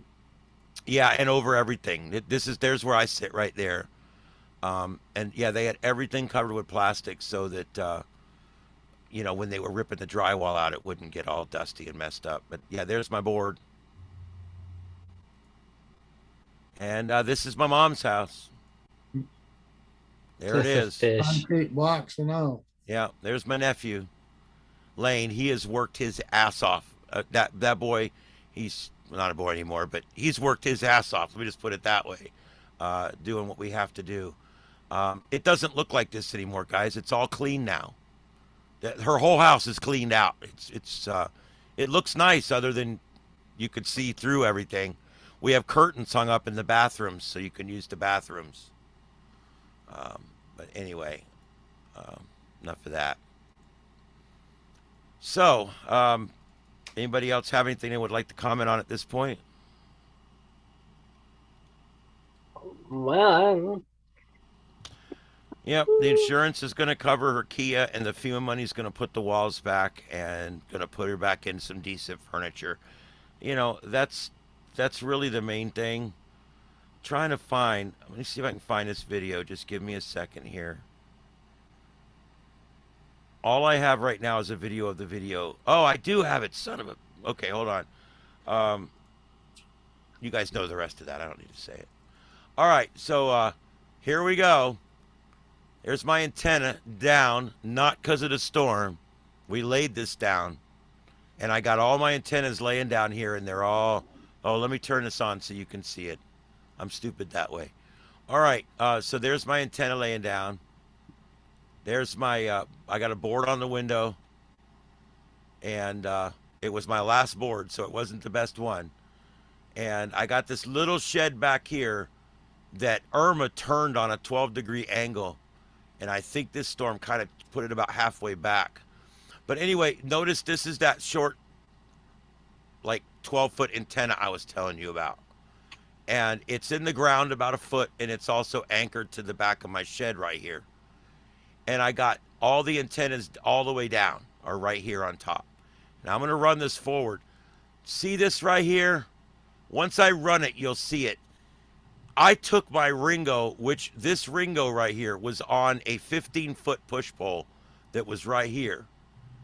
And I took it off that push pole, laid the push pole down, and I stuck the Ringo in a 4-foot pole that I have right here. So that's the Ringo stuck literally in like a pole that's only 3 feet above the ground right there, just so that I could have it to receive on my receivers.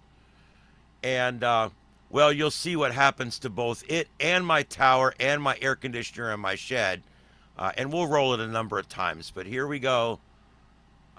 Early in the storm, this is probably just the very beginning of the top of the eye wall getting to us. And there's my neighbor's roof. And there went my aircraft antenna. Yeah. And if you notice, when it comes across, it hits the Ringo and takes it down. Flame. Yeah, it slammed the Ringo into the shed. And I want you to notice the shape of this antenna, not the mast. Look at the shape of the mast after the hit.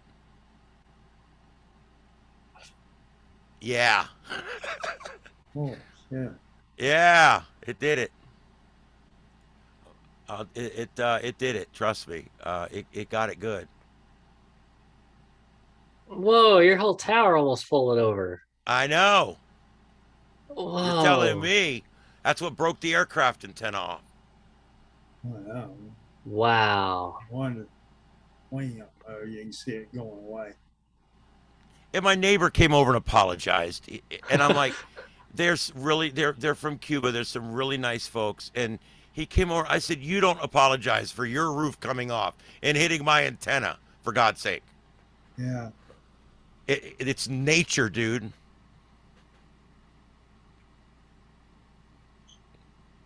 Wow.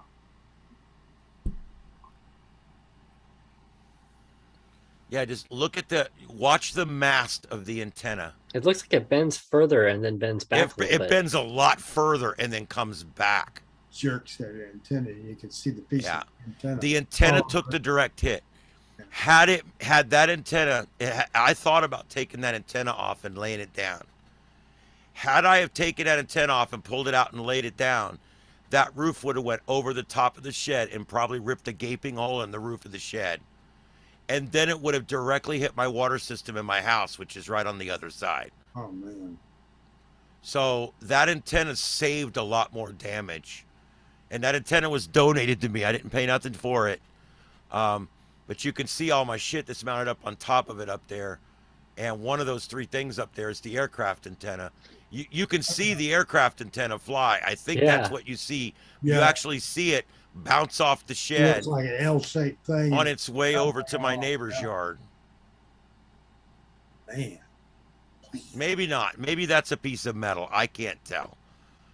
But yeah, so there you go. This and the camera you're looking at is actually on my Ringo Ranger tower that's out by the road. Yeah. And it looks like that because it's getting the crap beat out of it right now. It's wobbling around. Oh yeah. So yeah. And really I only lost maybe $100.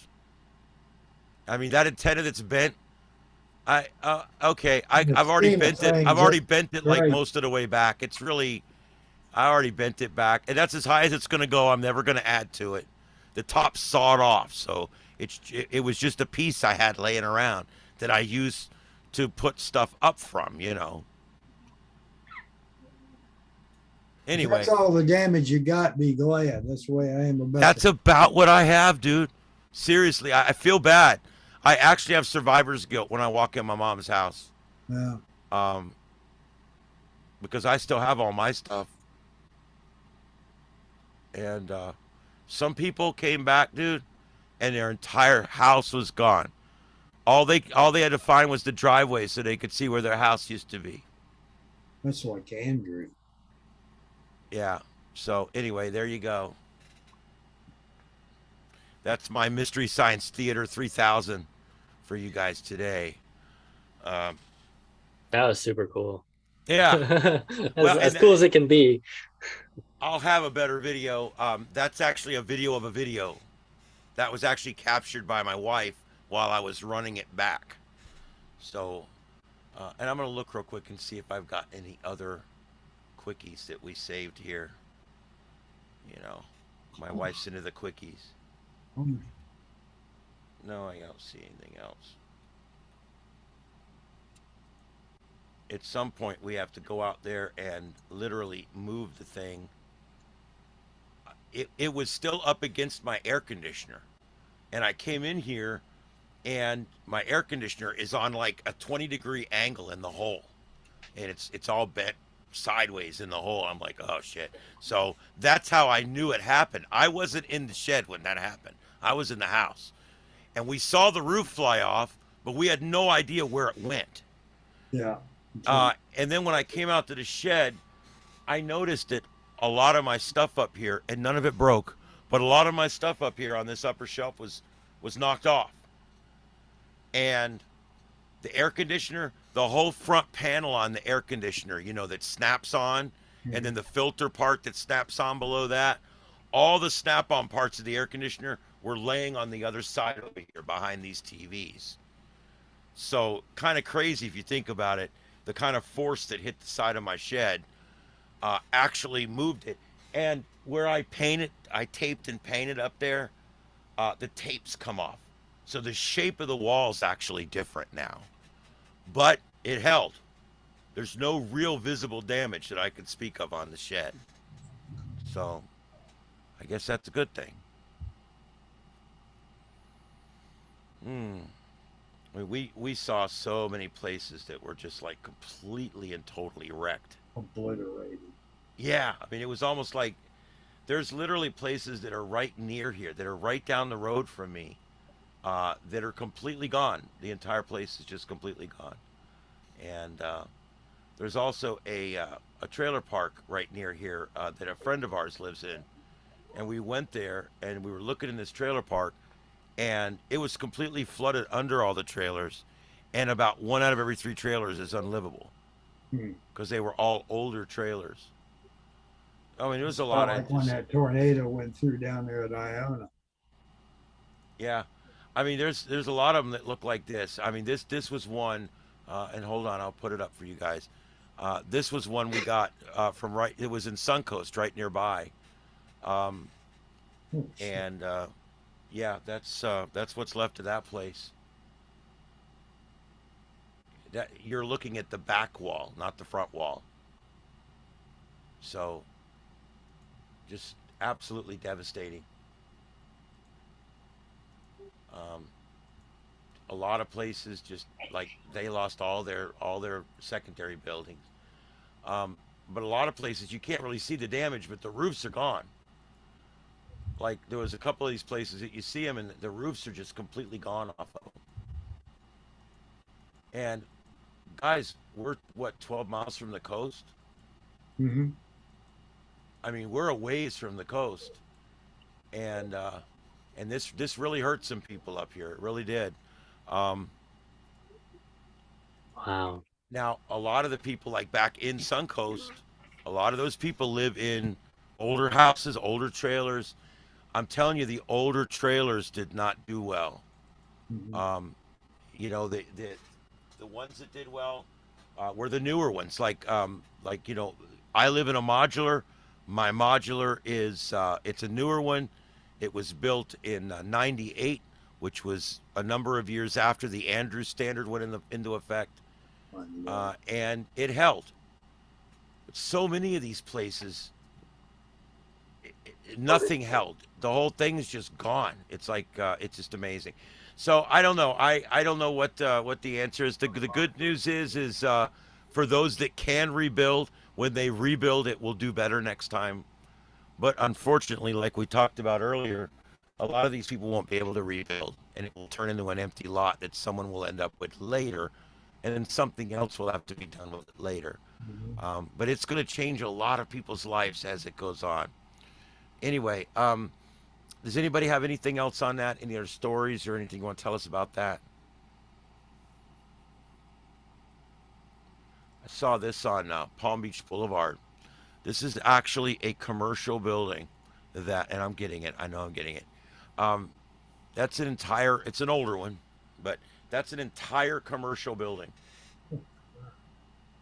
That's McAllister's, if you guys know where that's at right there. McAllister's. This is the building next to it. It's all full of old trucks in there. You can kind of see it when you go by. Um, this is the gas station right down from my station.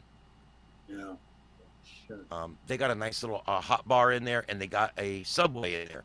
So as a last resort, you can get some food in there. I'm sure they'll be back open pretty soon.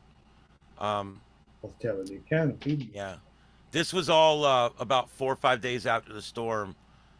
This is the corner of Michigan Avenue and Seaboard. All the traffic lights are laying low there. Yep. Those are still on the pole. Yeah, these were actually taken the morning after. I'm sorry, these were the morning after. I was trying to get my mother to my aunt's house, and we never made it. But Fort Myers Yacht Basin sign ended up on the bridge. Huh, great. Oh man.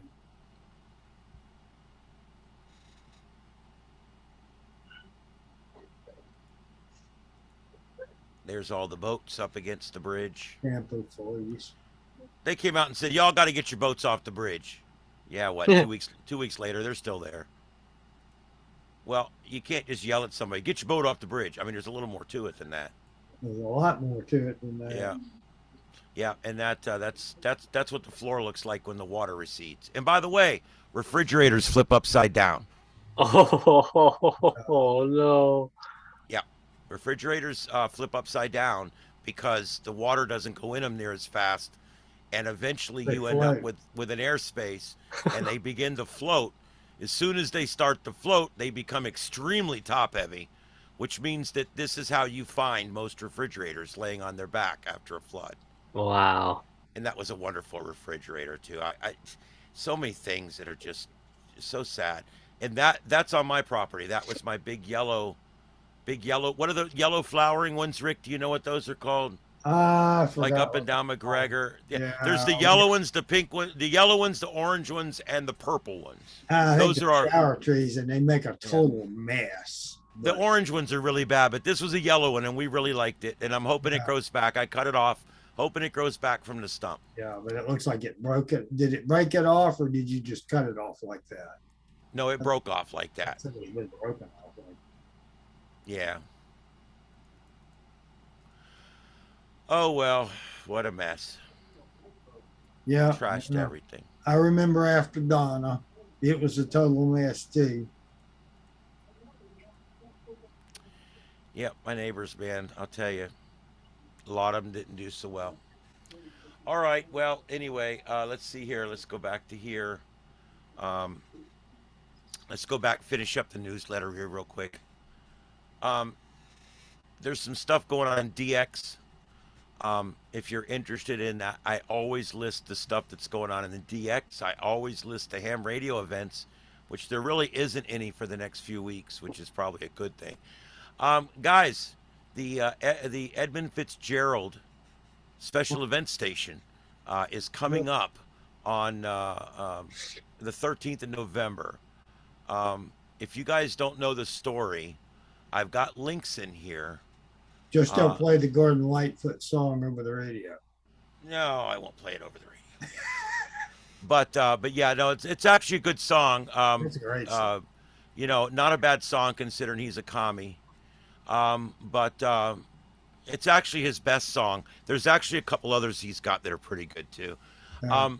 But he wrote a song about the big fits, as it's called, and it went down in an early November storm in Lake Ontario, Yeah. and it's a great story. 39 guys lost their life, or 29 guys lost their life. And you listen to the song, it brings chills, man. It really does. And I'm somehow connected to this story. I don't know how. My whole life I've been interested in this wreck, and more interested. Like my wife is interested in the Titanic. I would rather, if you like put up, here's something on the Titanic or here's something on Big Fits, I'd rather watch something on Big Fits because for some reason I'm more drawn to this wreck and she's more drawn to the Titanic. It's just kind of, it's just kind of one of those things, I guess. But this is it's a great story, and I'm gonna try my best to do that. I want to make that special event station, so I'm gonna try to do it. When is that? October. It's October 30th to November 13th, right? Yeah, I'd like to get that. Yeah, so I'm gonna try to get that. That would be something I'd like to have. And they Especially will send you a certificate. They say, I don't know. You can find out more. The link, if you click on the QRZ there, or on the W8F, it'll bring you to his page. And so why don't we just do that? Here we go. Here's the special event station. They're operating from Dawson Great Lakes Museum. But yeah, it was on November 10th that the Big Fitz sank in Lake Superior. And there you go. It actually was in Detroit when it sank. It was almost made it too. You know, he even refers to this in the song. They say that if he could have just put about 15 more miles behind him, he would have made Whitefish Bay, which is safe water. And but it was fully loaded. I mean, fully loaded. And there's been a lot of like what happened over the years. What happened to this thing? We don't really know what happened. But they found the wreck, and they've done some dives, and they've done some forensics, and they pretty much believe that it just broke deep. It broke really deep, and it broke in half. That's basically what happened. And anyway, Yeah, I've always been interested in this one, and also the one that went down in Hurricane Joaquin a few years ago.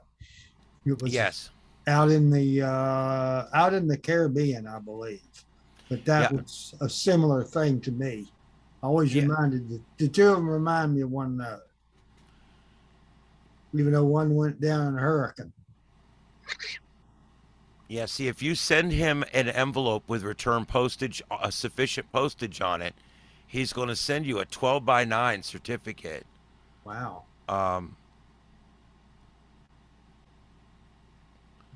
And I guess you could send him a tube if you didn't want it folded.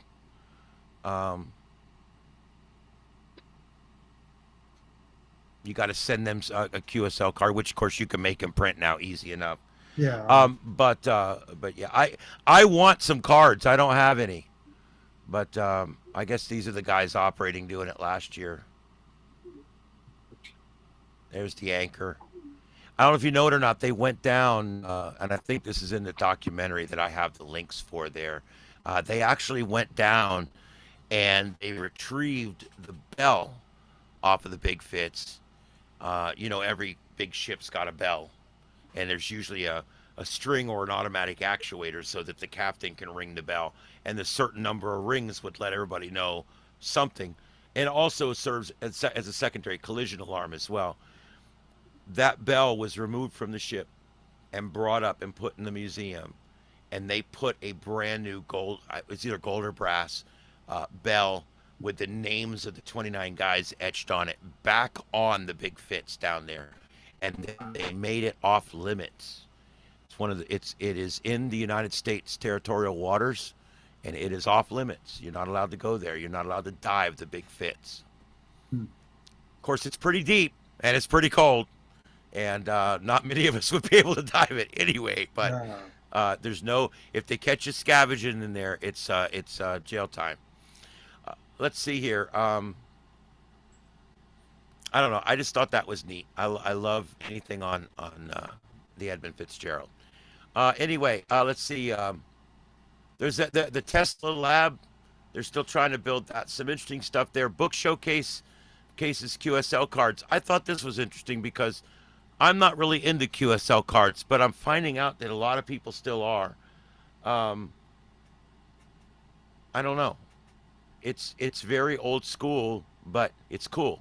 And what's neat about this is these people are putting together a history, basically, of the design and topography of these cards. And I thought that was cool. And then that leads you right into the next story, where Ham Radio Archive, they're trying to archive and digitize the history of ham radio. And I think this is so important. If you go back and look at something we did just a matter of 5 years ago, look at something that happened. Say a riot or a shipwreck or anything, something that happened 5 years ago, a tidal wave, whatever. There's video of it. There's all kinds of video of it. There's millions of stories. There's all kinds of news footage. There's everything. We've documented it. We as humans are actually really good at documenting our history lately. You go back to 1980, 1970, it suddenly becomes a lot more difficult to find any information or any pictures online. Go back and type in something like vintage Edison Mall pictures. There's only about 5 or 6 of them, believe it or not. There's not a lot of pictures of the 60s and the 70s and 80s. It wasn't around in the 60s. The 70s and 80s in the Edison Mall. There's not a lot of photographs of that. I'm just using that as an example. There's the one famous one with they got like the street lights inside. It kind of gave it a New Orleans look inside. But there's not a lot of pictures. Go back to the 40s. Sometimes things happen. We don't even have any information left on it anymore. We don't even know what happened. You go back to 1800s. There's nobody around anymore that can even tell you what happened. And a lot of times the history is lost. With the internet and with the fact that gigabytes and terabytes and Google bytes are becoming so much less expensive, what's happening right now is it's now time to go back and save as much as we can, going back as far as we can. And there's a lot of great places out there doing that. There's a lot of great YouTube channels doing it, like Fascinating Horror. If you guys have never checked out the channel Fascinating Horror, it's a great channel. He goes back and he revisits all of, going back 300 years, all disasters, big fires that happen, like the California Dinner Club fire, the Copacabana fire. He goes back and he does ships fires and shipwrecks. He goes back and looks at grain explosions, poisonings of cities through water systems, things in history that I didn't know about. And he puts out one or two a week. It's called Fascinating Horror, and I go in and I watch whatever he puts out. It's not that I'm a ghoul or anything. My wife is. She loves that stuff. With me, it's more of just a fascination about history, and because I'm into emergency management and communications, I'm into disastrous history. It tends to be what I gravitate towards. But it's neat that people like him, Fascinating Horror, and there's a bunch of others, are out there documenting this stuff. You know, something else I got into a while back was Disney and the theme parks. Put in abandoned theme parks. There's some really cool videos about all these places that have been closed for years, and people go in and trespass and walk all around. They do the illegal stuff so that you don't have to. It's pretty cool. There's all kinds of neat videos on the history of different places and different things. I don't know. I find YouTube to be an amazing source of history, and private people like me, are using it to document history, and in some ways better, and in some ways deeper than the media does it, and probably some ways more truthful than the media does it. And so basically, what I'm doing is I'm going to try my best to document this hurricane. And I've decided, and this is a great segue into the next topic that I want to talk about, and that is I have decided that I'm going to make my first feature length video. And that feature length video is going to be a 2 hour or more documentary. It may be in parts. It may come out in segments. I may release it in parts because it's going to take a long time to do. But I'm working on a hurricane documentary about this hurricane, and specifically about myself, my family, and my friends and their experiences. I'm going to talk about what happened at my work. I'm going to talk about what happened at my house. I'm going to talk about what happens at my mom's house, what happened at my family's house. And I'd love to talk about what happened at your house if you want to get involved. If you've got video and pictures, I may even at some point ask if anyone wants to do interviews with me. And I would love to come and get videos of people talking about this, what their experience was. You know, a lot of people don't realize what it's like when it's an hour before dark, and you know the tidal surge has already come up quite a bit and it's got a ways to go yet. And you're talking to your mother on the phone, and the last word she says before the phone goes dead is, "We've got water coming in." And I couldn't get her the rest of the night. And I got up that next morning, and I was sitting at the end of my driveway, ham radio on, high beam headlights on, waiting for first light so I could get over there and make sure she was okay. Yeah. And I had to wait till first light, and I'm glad I did. There was wires hanging all down in the roads and everywhere. I was literally at one point, there was several times where my antenna was hitting the phone wires that were hanging that low, or all over the ground even. And I had to take all these different alternate paths to get there and all that. And I documented all that in video and in photographs. I've documented her house and every stage. I've documented her house and what we've done and what we've gotten done with it. And so I think this is good because in a lot of ways this is basically showing people what we as a family had to go through, you know. And I want to make it personal. I want to make it about me and my ham friends and my family and what we all went through. And I'm going to have videos. I got all 8 hours. I'm sorry, I got all 8 cameras from my video system for the entire storm, start to finish. I've got so many videos. But what I'm asking you guys to do is to help me out a little bit. I want to include your story in my story.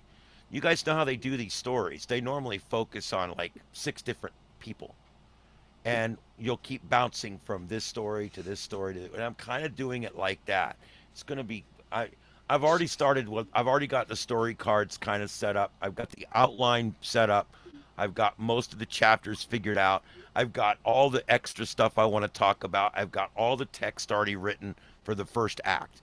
So I'm well into it. And I've already collected 100, and now it's gone up from last week. I've got over 165 gigabytes of video, pictures, audio, and data from the storm. And I want more. Even if you don't want me to use your name, your audio, or put you on an interview, I still want your pictures and video. I'm specifically looking for video during the storm, people in homes experiencing the storm. My brother took video in a big ritzy 3-story house that they finally ended up in out on the island. The water just kept coming up. And they ended up in this big house that they take care of out there. The owner told them, you can go to retreat to my house. A bunch of them ended up there out on Upper Captiva. And my brother has pictures of the waves hitting the house so hard that it's knocking the pictures off the wall. And it's breaking things and busting things and breaking the house and starting to tear apart at this new house that they've got out there. It held, and they survived on the second and third floor, but they survived, and it was nothing that escaped damage out there. I want to show that story too. I want to show the story of a person that they had 2 hours in the eye. I want you to think about that. The sun came out with wispy clouds and birds, lots of birds trapped in the eye. And my family was literally in the eye. My family on Captiva was in the eye for 2 hours. They had blue skies. He actually went down to the runway and swam across the runway and was able to swim down to where his boat was, and his boat was still there. And he resecured it and did some other things there to help protect the things that were there. And he swam back to back to the house before the eye was over. He knew he had time because they were watching it on radar. At least they knew it was nice and big. But man, I want to tell all these stories, man. I want to tell the stories from the storm. And so I know that news has picked up a bunch of stories, and there's going to be a lot of documentaries made, and mine will just be one of them. But I've been watching these documentaries done by people like me, people who aren't necessarily doing it for a media source. They're not doing it for a big TV station. They're not doing it for Discovery or History or whatever. They're doing it because they want to do it. They're not doing it to make money. This is a nonprofit venture. I'm not charging anything for this ever. And that's why if you participate in it with me, it's a nonprofit thing. None of us are going to make money on it. But I think this is an important story that needs to be told. And I want to tell it from a deeper, I'm going to tell it from a little bit deeper perspective than people normally do. There's going to be ham radio element to it. Doesn't mean that you have to be a ham radio person to get anything from it. I'm not going to use Q codes or anything. But I am going to interlace in there some of the amateur radio things that were going on. And I'm going to have a lot of radio traffic. I've got great radio traffic on SARNet of K4NRD giving out the wind readings from around the area. Cape had a 115 wind gust or whatever, and he's giving out all of these readings. That's going to be great to put that over the top of some really good storm video. You see what I mean? And then that stretches you into the next moment where I begin to talk again. And the SARnet stayed up through the entire storm. Da, da, da, da, da. So I am going to fold in amateur radio as well. I'm going to fold in a little bit of emergency management stuff. I'm going to fold in some public safety traffic that I got. I've got the radio traffic of them saying we're pulling all of the emergency vehicles off the road and we're shutting down emergency services effective immediately. That's neat audio to have, to be able to put into this video. So I'm going to have some really, really, really cool stuff to go in this video. And I just can't wait to make it. And so I'm actually working on it a little bit each day. So anyway, let's see. If you guys have pictures in the newsletter, if you go to the newsletter, what you'll find is down here towards the bottom, you'll get a link. By the way, that was my mom's living room. That is my mom's living room. You click that button and it brings you here. And then from here, you can literally just grab a file and drag it and drop it in. And that file will now be in that folder and I can get it. Oh, let's not play the game. It's uploading. Is it? It did. It uploaded. Okay. All right, good. It said it recommends Chrome. Screw Chrome. Opera's better. But anyway, there. Now, I just dropped today's TechNet letter in there, and there it is. Okay? And I'll go ahead and get rid of that because I can get rid of things out of there. But just go ahead. Downloaded it. You clicked the wrong button. Oh, whatever. I don't care. So anyway, that's how you do that. I've got plenty of storage space in here because I'm buying storage space from Google at this point. So all you have to do is click this button here and send it to me. And if you want, you can name the picture what you want to tell me about it. Like name the file, picture of my living room during storm, and then put your call sign so I know where it came from. You don't have to, though. Just send them to me and then send me an email and tell me they're there, and I'll go find them. Either way, I want to get your pictures and video and audio and anything else that you have. I don't care what it is, weather station data. I don't care. But anyway, I want to get as much of that as I can. So help me with that if you can out there. Anybody that has anything from the storm. I don't care if it's a screen capture of a newscast from TV. If it's cool, if it's good, I want it because I'm also putting up screen captures. I set up one of my computers to do screen captures on Fox Weather like every 3 minutes. It was just saving screen captures. So I've got so much stuff. I'm looking for anything I can get. All right, so that's all there is to that. This weekend, let's see. There is some events going on this weekend. There's the Knockout Cancer, and that's the only one this weekend. The rest of them are later on. So this is the only special event station that I know of this weekend. And that looks like it's going to be on 20 meters. It's on 20 meters. And then next weekend, we've got a couple others. We got Nevada Wind Conference. And also on here, I think there's a couple of Halloween ones down here. For those of you who get into the Halloween ones, there's Boo, and then there's Boo for you. So whichever way you like it, there you go. All right, and then this weekend's contests, some weird ones this weekend. There's no real big ones, though, at least not that I know of. There's the YBD XPIFT8 contest. Awesome. Awesome.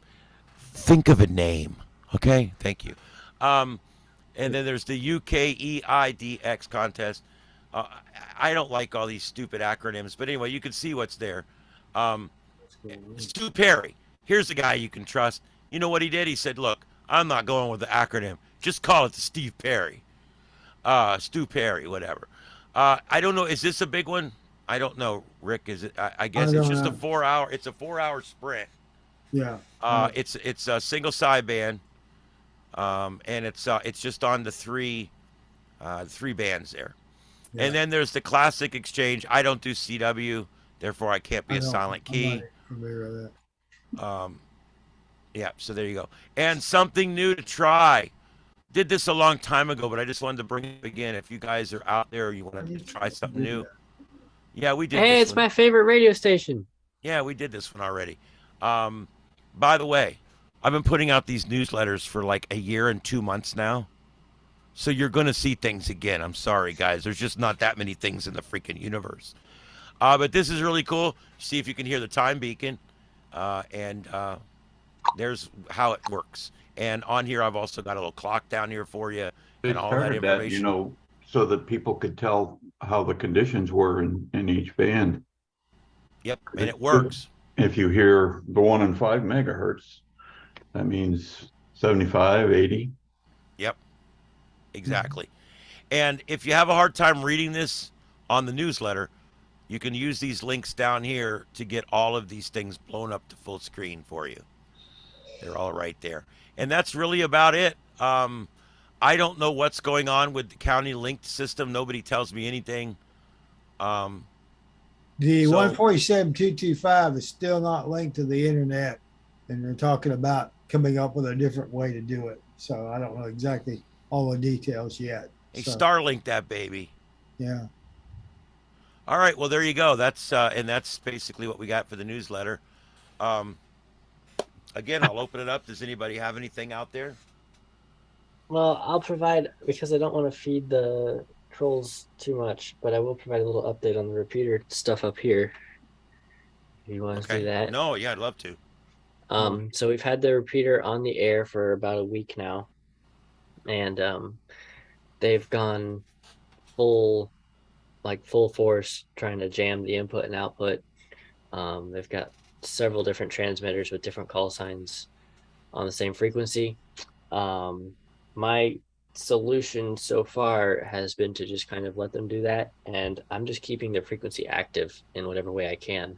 So today I had the Miami Hams Digital. They made a new group for repeater use, so everyone IDs on it and says their call sign and treats it like an actual repeater. So I connected that up for a while, and they were talking Spanish most of the day, but it kept the frequency active. And then tonight I had a TechNet on there, and I was making sure it was all legal. It was still IDing on time and everything, and I'd pause the stream and let it ID and everything, but keeping the frequency active. They haven't really said anything in an official capacity to me besides, I don't know, I guess it's been a week. So I sent them an email, and them is the North Alabama Repeater Association. I sent them an email saying there's some interference on this frequency. Can you look into it, basically? And they responded with, the only interference we heard was from your repeater controller. And then they said a bunch of stuff about how the old repeater that used to be there was so great and amazing and had all these features and was the flagship repeater and all this stuff. And then after that, they said that they did the best thing, which was they gave me more proof that there was nothing on the air, because they stated that they had taken the repeater down earlier this year. Right. And so they admitted that it had been off the air, and they did give me a date for when they put it back on the air. They still haven't given me a date. It's been 3 days now, and they haven't given me a date on when they took it off the air, because I did request that. But they told me when they put it back on the air, and it was 2 days after mine, and there's proof of that on YouTube because I uploaded a video the night of.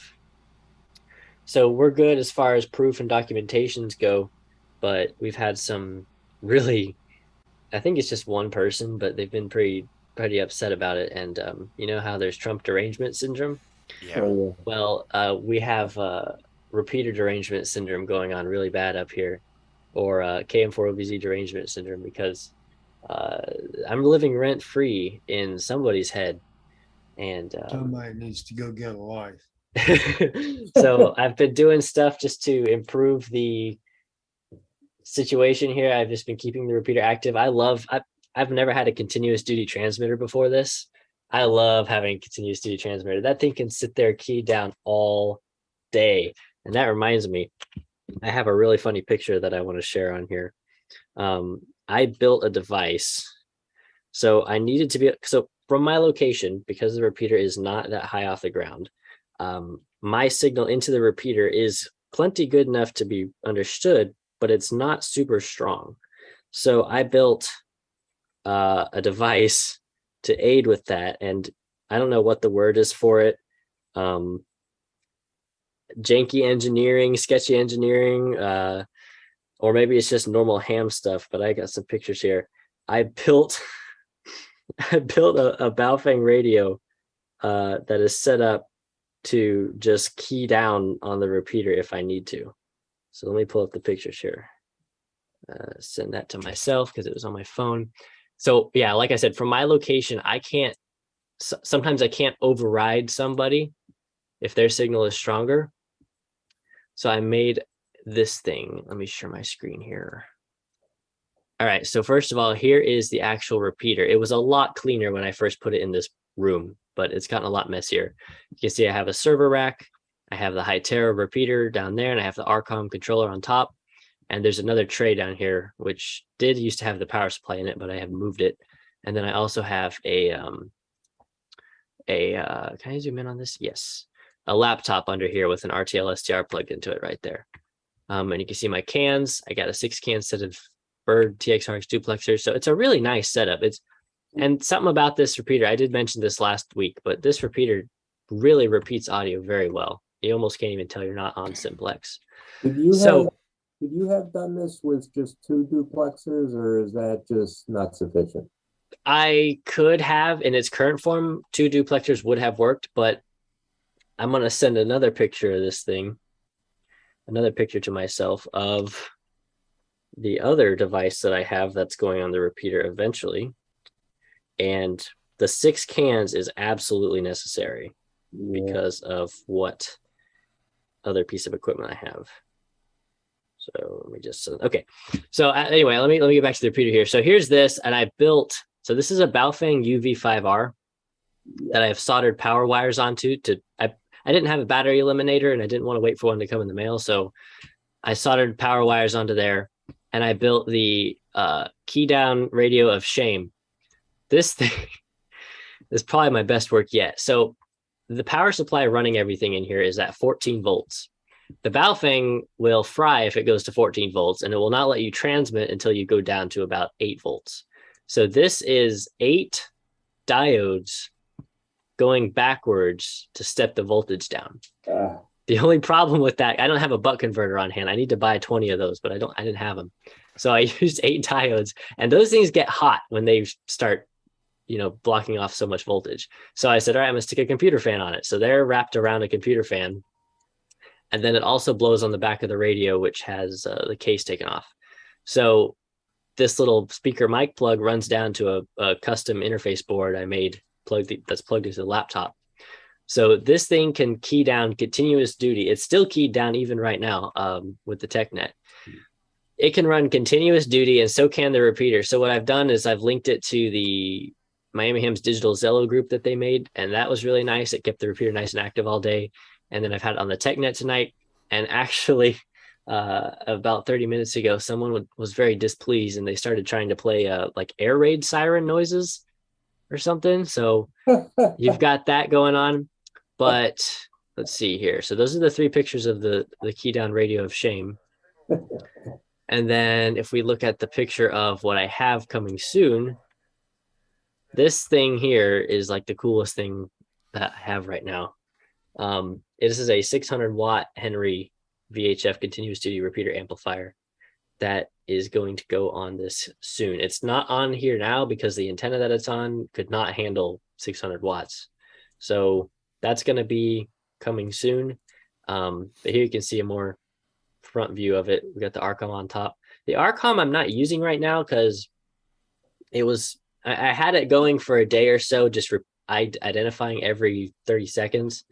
But now that I have other ways of keeping the repeater active, I haven't used the Arcom in a while. But I am going to build an interface cable so I can eliminate the Baofeng, so I can interface straight with the Arcom to get audio in and out. But there's the repeater, and yeah, these guys up here are absolutely crazy. and they've given us so much proof that there was nothing there before. Like if you look at this, what was it? NARA in4hsv.net. That's not right. There it is. Okay, so this is their website, and if you go to their buttons don't work properly. Oh yeah, look at this. Don't you just love it when you, this is my main complaint with ham radio. Repeaters and operations, guidelines for use of any NARA repeater. Oh, and here's all the things you have to do. Listen first, talk second. Yeah, keep the frequencies open, guys. People love rules, don't they? Don't talk on the radio, guys. Listen for 10 minutes before you talk. They might be linked. Don't kerchunk. Yeah, you're not allowed to kerchunk for any reason because it's just such a huge, massive annoyance to everybody. It really ruins everybody's day. Initiating a carrier without identifying is a violation. Oh man, I'm illegal if I kerchunk now. You know the rules, follow them, and don't press your luck. Look at that. They're giving don't press your luck. That's borderline threats in their intro page. That's a threat. That's not borderline. Also, some repeaters will not give you a response back. Operate responsibly and don't abuse your guest privileges. Look how rude this thing is. Now, if we go down further, there are many repeaters on the list below. You want an hour-long conversation with someone? Great. Move over to a system that is not in use frequently. Remember the courtesy part? These guys are just straight up. Yeah, because we have such a problem with busy repeaters. Yeah, they're so busy. Enjoy repeaters and have fun. Oh, I thought y'all didn't want us to have fun. Just remember to follow the FCC regulations. Identify at least every 10 minutes at the end of your transmission. And yes, going away for 5 minutes to get a sandwich is the end of your transmission. Really? Golly, this whole thing is just deleted. I didn't delete this whole thing. You didn't say is loud enough. It is the end of your transmission. You will ID when you go to get your sandwich. And then down here, we have a very outdated list of repeaters and their locations. I don't know how old this is, but it still lists this repeater. This is my pair now. I'm taking it. 147.180. The call sign was WD4 CPF. Location, Green Mountain. If you go over to Hark's website, Amateur Radio Club. Hold on, I gotta get to this. They have it listed at a different location. Can't type, can't spell. I'm just typing. Okay, here we go. Ham radio websites are among the least updated websites on the internet. All right, look at this. Here we go. WD4 CPF right here. Oh, they listed as being on Brindley Mountain. So that's a discrepancy there, but it doesn't matter. This is outdated. I know this is outdated because that's been put on the air. What is this one here? I don't know about that one, but it's all a bunch of updated information. Oh, look, on air, on air, on air. Yeah, it might be. Aren't those supposed to blink? Yeah, they are. Their GIF doesn't work. So you have basically, here's their events page with their calendar. It's all completely blank. There's your typical club calendar right there. Join now. And then they want, how much did they want? They want you to pay.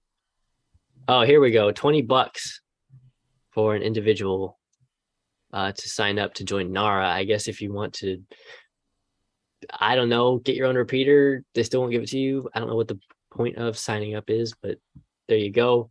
The Hark website is a lot more friendly. Look at this. It's very friendly. We have some information. It's still a outdated looking site. I mean, it's old, but these guys are just not friendly. The first thing they tell you is threaten you. Don't press your luck by chunking the repeater.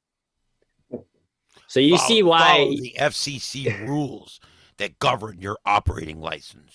So you can see why I was not too pleased with these people and didn't want to cooperate them in the first place. I did mention to one of their members a while ago that I wanted to put a system up, and they immediately said, no, there's no open frequencies. And I was like, okay. And so I found my own and did it anyway. So these are the guys we're going up against, the Radio Karen Frequency Nazi police right here. For information, we have a Broadcastify feed up for the repeater, and tomorrow I will be placing a new radio in there so that we don't have this issue where currently the stream is coming from where I live and they have their repeater stronger than mine. So the feed currently right now will play their repeater even when mine is still transmitting. So I'm replacing the radio tomorrow. It's going to have an actual feed of what's actually going on at the repeater, what's coming out of the repeater, and it will not be able to be interfered with. We sometimes have this little, I don't know, I guess you probably can't see that, but little Zello group open there, and we're keeping it active. We're keeping it on the air, and we're just going to have a good time and not let them bully us off the frequency. So there you go. That's what's going on with the repeater. So good luck, guys. If y'all want to put something up in the future in Alabama, you know what you're up against. Prepare You know why accordingly. that text seemed so mean to you? One thing you could try, go outside and wave your cane at the moon while you're reading it, and you'll see that it actually sounds a lot better. Before I Click your forget, heels and give a Nazi salute, that kind of crap. Joe, Mr. Statewide, Yeah, Statewide. might be a repeat question, but is it connected to All-Star? not yet. I'm still waiting to get the cables in the mail. I have them on the way. I've got to make a custom cable to plug into All-Star. Get on it. Yep, I will. And my node will be 5428. No, I forgot it. 542-850. 54285. Yeah. 542850, and then 542851 is the node in Fort Myers. Okay. So yeah, 542850 is the node. It will be online as soon as I can get it up. I'm just waiting on the adapters to come in the mail. And then we'll have all-star connectivity, and you can butt in over everybody with your direct link into the controller. Can we research a more solid way of, because I don't want to use all my Baofangs. I got 10 of these stupid Chinese radios that I paid $40. I mean, they're just junk. Could we come up with a solid way of taking an El Stinko radio and like a DR, like what I have up here that you can't see, a DR 435 mono bander, and like me keeping that on my couch and just using that to access the link radio? Could you come up with it just for because I'm using a simplex node for All-Star. I don't have a repeater. I'm just not set up for it. But do you think you could design something like that? So you want the radio to be interfaced to the thing, or do you want to use the radio as a mobile base radio? Well, I want to take a second Alinco, this right here, and I haven't figured out how to transmit because I did something screwy with the COR line or the COS line. I answered a question wrong. So I'm not accessing it, but I will in a couple of days. I just want to take a solid mobile radio and key that sucker into my link radio without using this all day and have it. Oh, so you want to take the radio and turn it into a faceplate for your simplex node. Ooh, well, you don't want to go through RF. You want to wire it in? Yeah. Well, you're not going to be able to get receive audio. If you had a low enough power transmitter, like just a milliwatt, you could transmit straight into the receive circuitry and get your input audio for the speaker. And then for the transmitter, you'd have to have an attenuator. And see, that's the problem. You can't, if you still want the screen and buttons to work. What I'm saying is if I get into a long conversation because these batteries die quick, can't we just make me a wired Alinco, no RF, just a wired Alinco to the link radio that's sitting on my desk, a wire cable going into the lounge room where I drink the beer, and key the mic and chat on that without throwing RF? Without doing RF at all, you would have to completely bypass the internal workings of the radio. You'd have to wire straight to the speaker and wire straight from the microphone. It could be done. It's pre-emphasis, de-emphasis, pre-emphasis, right? It could be any of those because it has all of them. It's actually, the definition is pre-emphasis, no. Because you're throwing a signal right in there without tapping in. You're going to the mic input. Yeah. Okay, so I'd be going to the mic input, but it's kind of a dumb thing. It's just an idea I have.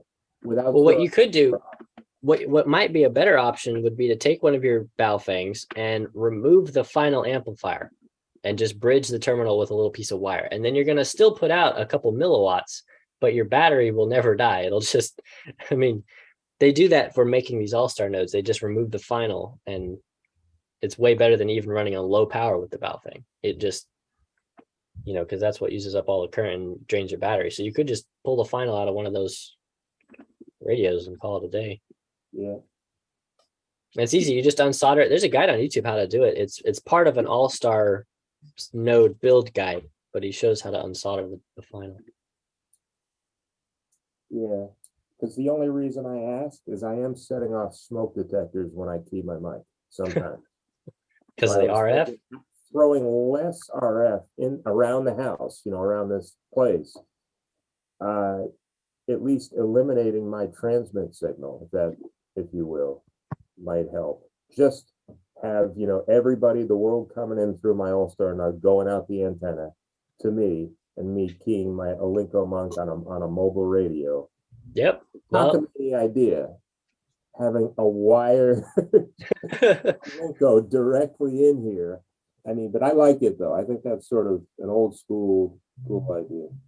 Yeah, no, you just have to completely skip everything. I mean, you can't really, unless you know where to tap it on the circuit to put sound, like maybe before the sound amplifier for the speaker, and you tap it right there, and then that's the only way I would know how to do it, would be to just skip all the RF hardware in the radio and disconnect the push to talk wire, so you can key down and the all-star node will see PTT and you have your audio in and out. You would just be using the radio for its mic and speaker at that point. Yep. Could do that with a CB radio a lot easier. Can you send me your RPT config? Sure. Can you just send me that like tonight or whatever? Because I made some stupid mistake in here with the Zimmerman Rim Alinco, and it's still not active. I can't sure. activate the link radio for some reason. Yeah, I'll send you. Transmit mode. Receives fine. It's like a shortwave radio. I just miss hearing Mauricio talk crazy. Mauricio, I'm gonna get on here and we're gonna talk about radio. He's back on the Miami Hams Digital. Have you gotten in that group yet? Yeah, I've talked to Pedro and a lot, and Bullet a lot. Yep, they're the main ones who are hanging out on there. Although Sergio comes in there sometimes. And Cutter is Cutter is natural-born self, man. All right.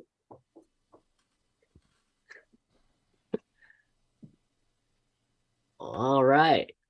That's what Ian's cue to say. Well, all right.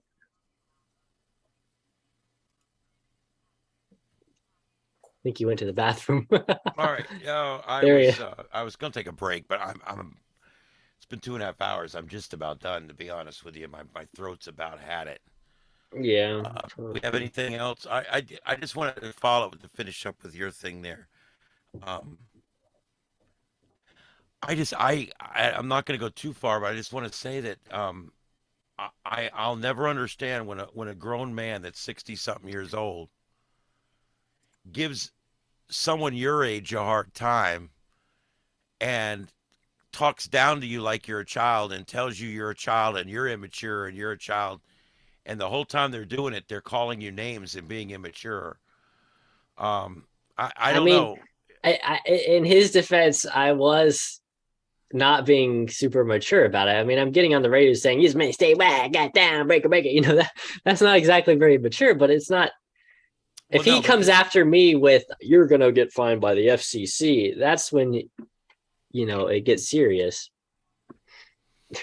Yeah, I don't know. This guy's something else. I don't know I don't know where he gets off, but whatever. And I'm sure he's watching this, but it is what it is. Here's the thing. There's plenty of frequencies to go around, and if you're off the air, you're off the air, and somebody else gets on there. That's the way it is. There's other pairs. I don't know what else to tell you. You got to use it or lose it, and they did not use it, and they lost it. Yep. Yeah, I mean, if you're off the air for months and months and months, and another ham has a system ready to go up, and he's having a hard time getting any cooperation from the coordinator, then just use what's already out there, a pair that hasn't been used in months and months and months and months. So there you go. I don't have a problem with it, and the law doesn't have a problem with it. That's for sure. Yeah. So it is what it is. I wish people would cooperate, but I'm going to try to go through the repeater coordinator here to get a pair pretty soon. You know, we're all trying to grow a pair, right? But yeah, I'm going to try to. I want to get a pair for here. I want to do 2 meter, but I'm probably not going to be able to get anything on 2 meter. Yeah, probably not. What about 440? I don't know. I may just go put it on some other frequencies and just do what I want. That's what's great about this gentleman agreement. I don't have to do it. You don't have to agree to the gentleman's agreement. No, you don't.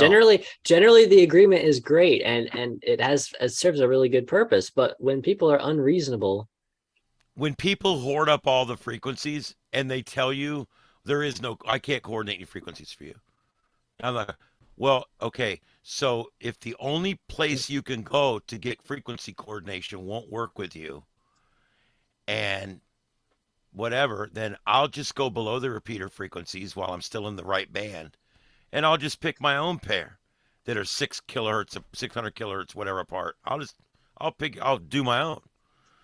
I don't really care. You know, I read the law. That whole, ARRL comes out and says this part of the band's for this, and this part of the band's for FT8, and this part of the band's for digital, and this part. Guess what? FCC don't care about none of that. As long as you're not spilling your energy outside of our band, they're fine. And you're not purposely blasting somebody like they are your repeater right now.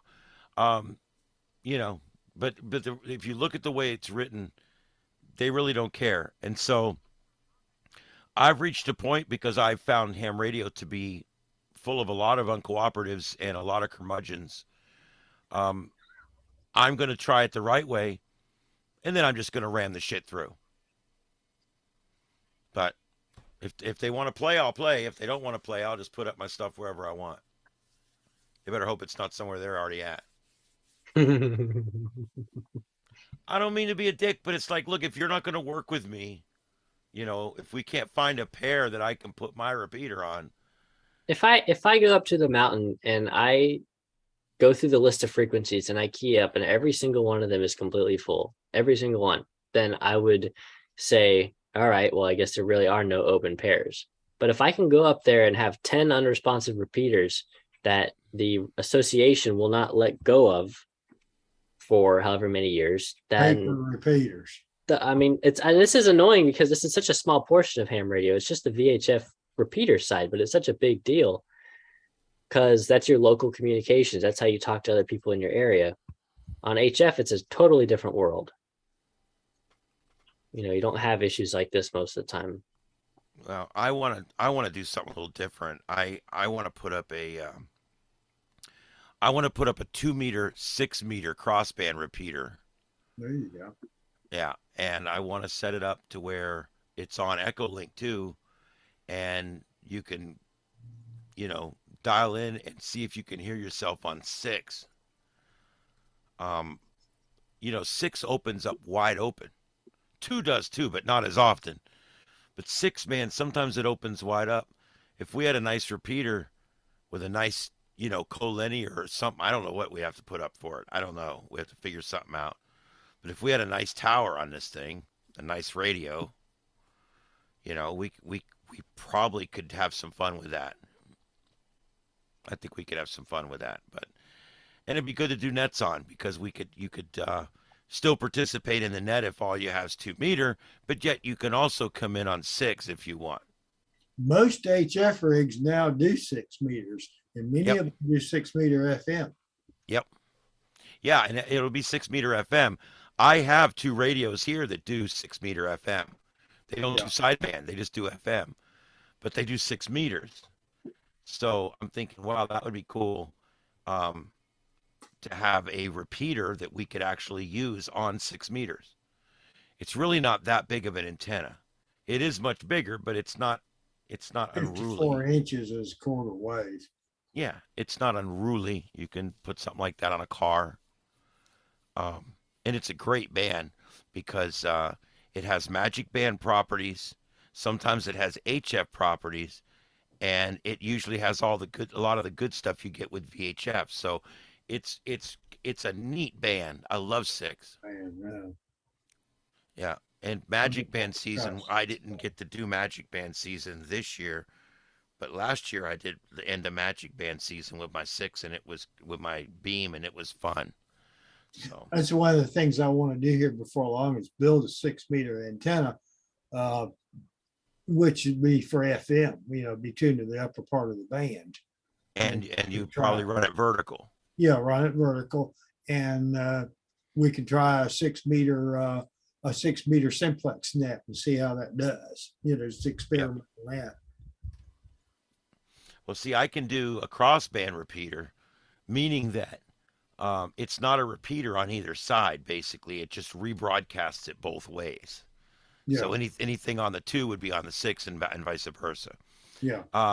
Or you can also make a full repeater on both sides and then link them together. That's what I'd prefer to do, but that's a lot more cost. Yeah. But if I'm using 2 totally separate bands, and I only have it's basically a simplex node and a simplex node that are connected together. I don't need duplexers. I'm just going to use 2 antennas with some separation. So I don't know. It's what I've been thinking about. I've just been kind of toying around with what I want to do. And that's what I came up with. Does anybody have anything else they want to talk about?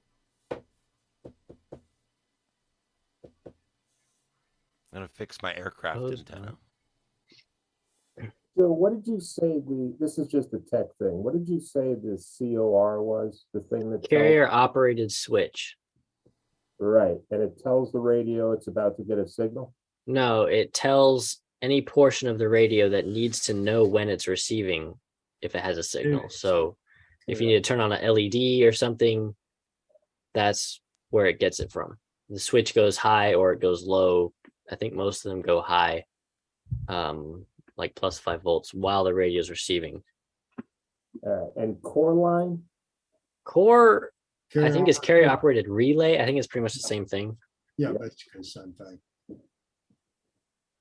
All right, one of those questions I answered wrong.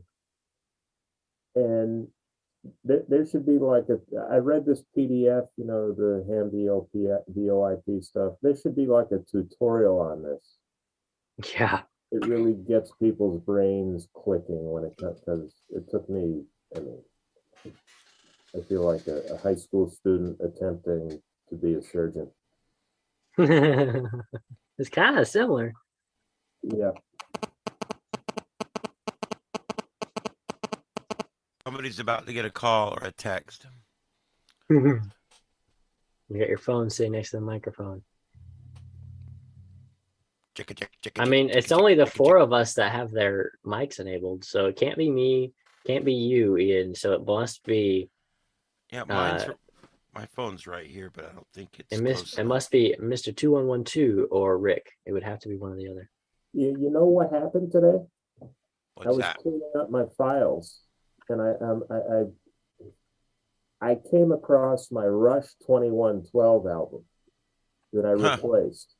And I could not believe it. I opened it up, and the thing is shaped like a wave, like a piece of candy that got left on a radiator. Oh, wow. Like a Twizzler that rippled. My favorite album, Rush 2112. You got to be kidding me. Oh, man. Oh, man. That's it might still play. It kind of will sound. It's gonna sound like woo, woo, woo. All right. Anybody have anything else? It's all right. Well, Ian, thanks a lot, and thanks for the primer on the storm because I was worried about you. Hey, no problem. I don't know if I can really afford to buy my $22 million house in the fingers of Naples. But I'm looking at a couple things. Just make sure that it's up about 14 feet above mean high, and you'll be all set. Yeah. I think they have to be inland a little bit to do that. Yeah. It's funny because over in Cape Coral, in a part of the Cape where there's a lot of newer houses, most of them did not flood because they're all sitting on a little hill. You know how they build them up so high now? And the houses they're building, the newer ones in South Cape actually did pretty well. Um, you'd have a whole flooded out neighborhood, and there'd be two or three houses that didn't flood. And why? Because they're only 5 years old, and they were built so high that the water didn't get inside. That being said, I'm not happy with all that other stuff that they're doing, making people tear their houses down. You know, that's a weird government decision there that has to be made. Do we take people's money and opportunity away in order to bring safety? Yeah, well, that's And typical government. that's the decision government normally makes for us, isn't it? Let's just leave it there. Does anybody have anything else? I don't think so. Just getting on down in the Great Big Will Sound. All right. Well, that's for Mr. Statewide himself. Don't give up out there, and Oh no. stay strong. And I'll tell you what, when it comes to amateur radio, just enjoy the parts you like and ignore the rest. And I Ignore swear the to God, static. I mean, I know like listening exactly. to AM radio in the 60s in the middle of a thunderstorm. You have to Yeah. enjoy the music and ignore the static. Yeah, and I go by the axiom: if you're not pissing somebody off, you're not doing something right. But and I think that probably goes here too. All right, so anyway, but we'll see you guys next week, next Friday. We'll have another net, and if anybody has a topic they'd like to do, let me know, and we'll set it up. And again, I'm looking for a JSA call. I'm looking for some other stuff. If you guys have anything you'd like to do, the problem is we've done 117 topics, and we've been going now for, I don't know, it's crazy. And we're out of topics. So bring a new topic, or I'm going to bring up an old one. I don't know what else to do. We'll make 2-meter flower pot antennas again. Yeah, there you go. I will revisit something else if I have to. Or some kind of 6-meter antenna or something. Yeah, there you go. There you go. Ian, All right, so Ian, one last thing. Since this politics stuff kind of hit me on the right side of my brain, being that I'm a left brain person, my right brain is somehow activated tonight. I'm going to a venue tomorrow night. They require a vaccination card. Mine's filed away. And oh my God. Freaking kidding me. All right. You're going to tell me how to run my life so I can go to some high school play at this fancy Hooker Dunham studio tomorrow night on a Saturday night. And before I walk in the door, you're going to card me? Is it oh my God. Down in Fort Myers, like when you go to Buddha Bar, if you were to step into Buddha Bar for a show, would they do that? No. Right. No, as a matter of fact, I'll take it one step further than that. I don't think they're allowed to in Florida anymore. Our governor down here believes in freedom above anything else. That's right. That's why we're rooting for him again. Yep, and I'll tell you, we've had real good luck down here with it. We did the 2-week lockdown, and then after that, we pretty much opened back up. And everything we did down here was proven right. The vaccine doesn't work. I think that's the biggest thing people don't understand. Masks aren't worth a damn either. No, the masks didn't work. Everything provides a little bit of help. But is it worth ruining your whole life and ruining your whole life to get that little bit of help? It's control freaks like a certain political party that exploit this for their own purposes. You want to hear the funniest part, and not to get too political, but you want to hear the funniest part is if you look at the states that are Republican run and Republican controlled, they generally stayed open. Yep. The kids went back to school after just one semester in most cases, and things are going well.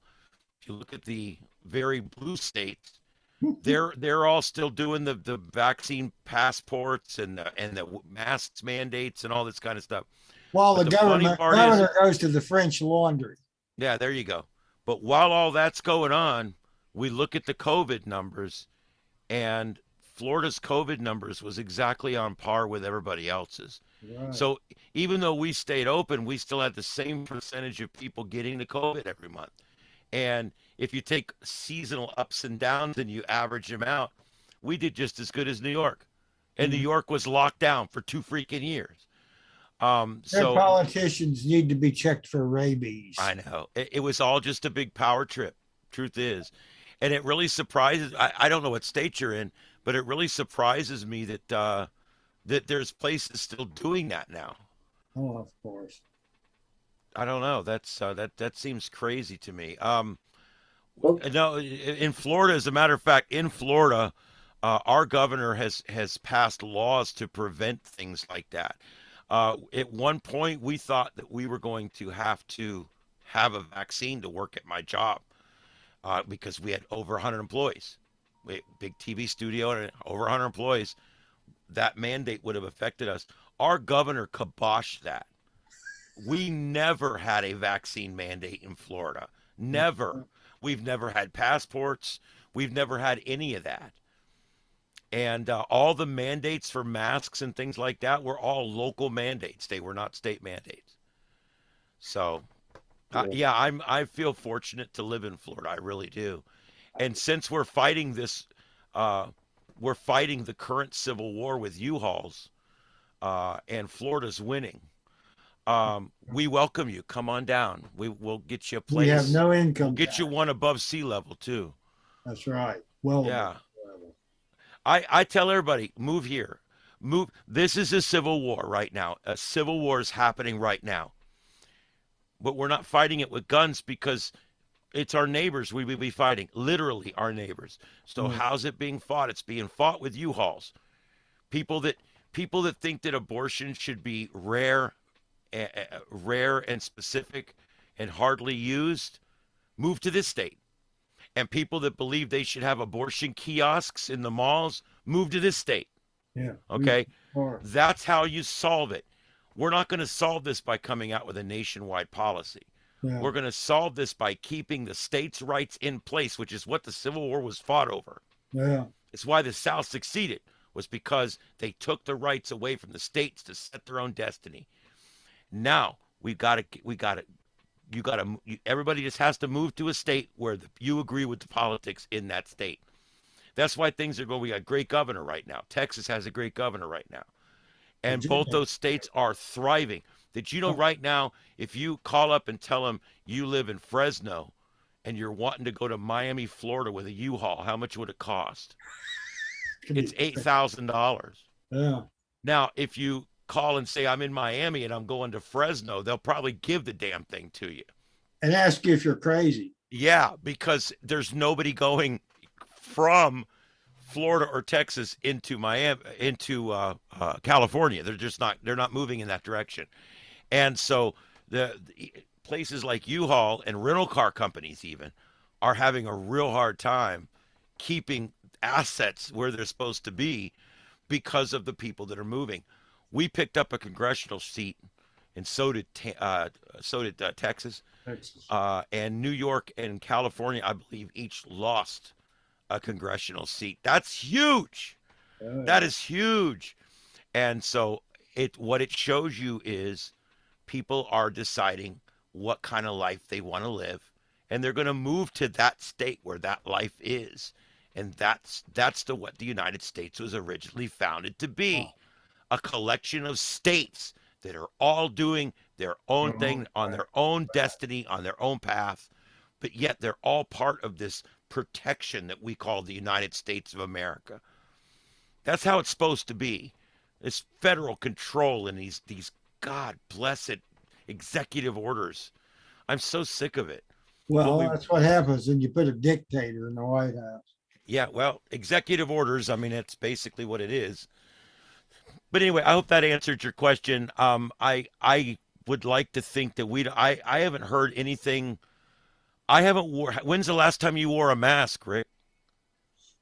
I don't remember. 6 months? It's been more than that. I think I haven't worn a mask in 6 months. It's been a year for I me. go back about 9 months if you don't count the Lee Memorial Health System. They were the last holdout. Yeah. In this area. But Nobody wears it's masks. been 9 months to a year for me. Yeah, I haven't worn a mask other than to go to my wife's doctor's appointment. I think twice. I haven't worn a mask in a year. I went to a dentist appointment here several months ago, and they had a thing at the door that you needed to wear a mask. I went in and nobody said that. No, the signs are still hanging up, and everybody just ignores them. Ignore them, yeah. Well, I can't, Ian, I can't stand it anymore. I'm 49 years old. I cannot reduce myself to being told what to do on a Saturday night. I think it's really disgusting. Yep. And I do think too. a master stroke in the whole continuum of this dog shit would be to take all my girls and print signs saying, we're not going to take this anymore. We're going to this venue. We're not taking our vaccination cards. We might wear a mask. We're safe. We're not talking, and print out these signs and just, go and protest at the city council office in front of the selectmen. And May I ask what state you're in? I'm curious. It's Western Massachusetts, but I'm up here at my other place in Vermont, which is Southern Vermont. And I want to go and protest. I mean, I am going to be heard. My voice is going to be heard. I don't want to be told what to do. I'm sick of that crap. Well, go to that school board meeting and that's where I would voice it is county commission meeting, school board meeting. I know governments are a little different. We're about to totally overturn our school board here. We already have thrown some of them out. Yeah. We're throwing some more out. You want to hear what's about to happen here? Our school board here is ultra liberal. And they've literally gone off the liberal deep end. They embraced that Common Core and all that.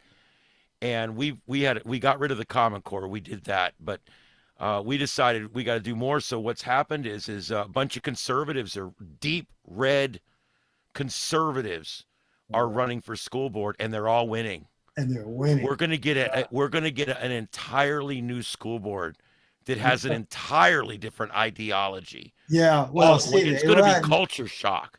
They run not nonpartisan, but that's bull, because you got one party that runs stealth candidates and they act conservative, and then they get in and they enact their little agenda. Well, not going to fly. Yeah, I'm going to get rid of this school board chairman here who is a Democrat, and we're already getting rid of the at-large one that didn't run again, I think, because she saw the handwriting on the wall. So we're getting rid of some of them. Well, and we're going to get almost a complete new board. There might be one old person left on there, but it's just about the whole thing. Yes. And I'm really happy about it because I really feel at this point like we need to have a shift in that. And this is happening at school boards all over the state. It's happening all over the country. And you know what we're also finding out that's really cool down here in Florida? There's something happened. We have a lot of Cubans here. And I'm going to tell you something I've learned. Cubans are wonderful folks. Yeah, they are. I work with them at work, and I like them. And you know what I like the most about them? Nobody knows what socialism's like somebody that escaped it. It's been there and done that. That's right. And so these people live in Miami. All these Cubans live in Miami now. And Miami used to be deep blue. Well, it's been slowly getting purple. Now they're going to be down to Jax, Orlando, and Tampa. That's going to be the only 3 blue cities left, because Miami and West Palm and even Palm Beach County, all those areas are turning red again. And a lot of the reason for that is Cubans are almost all on the right now. You're right. And what I don't we're know also about finding, Soviet Broward, but I know Miami-Dade is. Miami specifically, and what you find is they're losing other demographics too. And this is getting awfully political. I probably should shut the YouTube off. But they're losing other demographics too. You know, they normally rely on 90% of the black vote. They're only going to get like 80% this time. Mm-hmm. They normally count on 85 or so % of the Hispanic vote. And they're not going to get near that this time. The Hispanic folks are smart people, and they are figuring this crap out. Yeah. They've been used long enough, and they're figuring it out. They've been using chumps long enough, and they're fed up with it. I will tell you, I know you're way up in another state, but you can stream my radio show where we talk this crap for 3 hours a day. Probably, we probably say things on there that would give people up there a stroke. I love it. But yeah, I mean, enjoy it. We don't beat around the bush. As a matter of fact, tonight I went on there for 10 minutes myself and called out our city and our county for that abortion of switching 1st and 2nd Street around. Yeah, that's ridiculous. You know, Rick, I'm 100% for switching that around. I still am. I think they should have switched it, but they didn't do it right. Yeah. They didn't do it right. I called them out on that today. I went off on it on the radio, and both my coworkers agreed on the radio because all 3 of us have to deal with it. What they were going to do is take this 2-way road and make it both ways, and take this 2-lane road and make it both ways. Put it back the way it was 30 years ago, right? And so they did that, and that would have worked great had they done it right, but they didn't.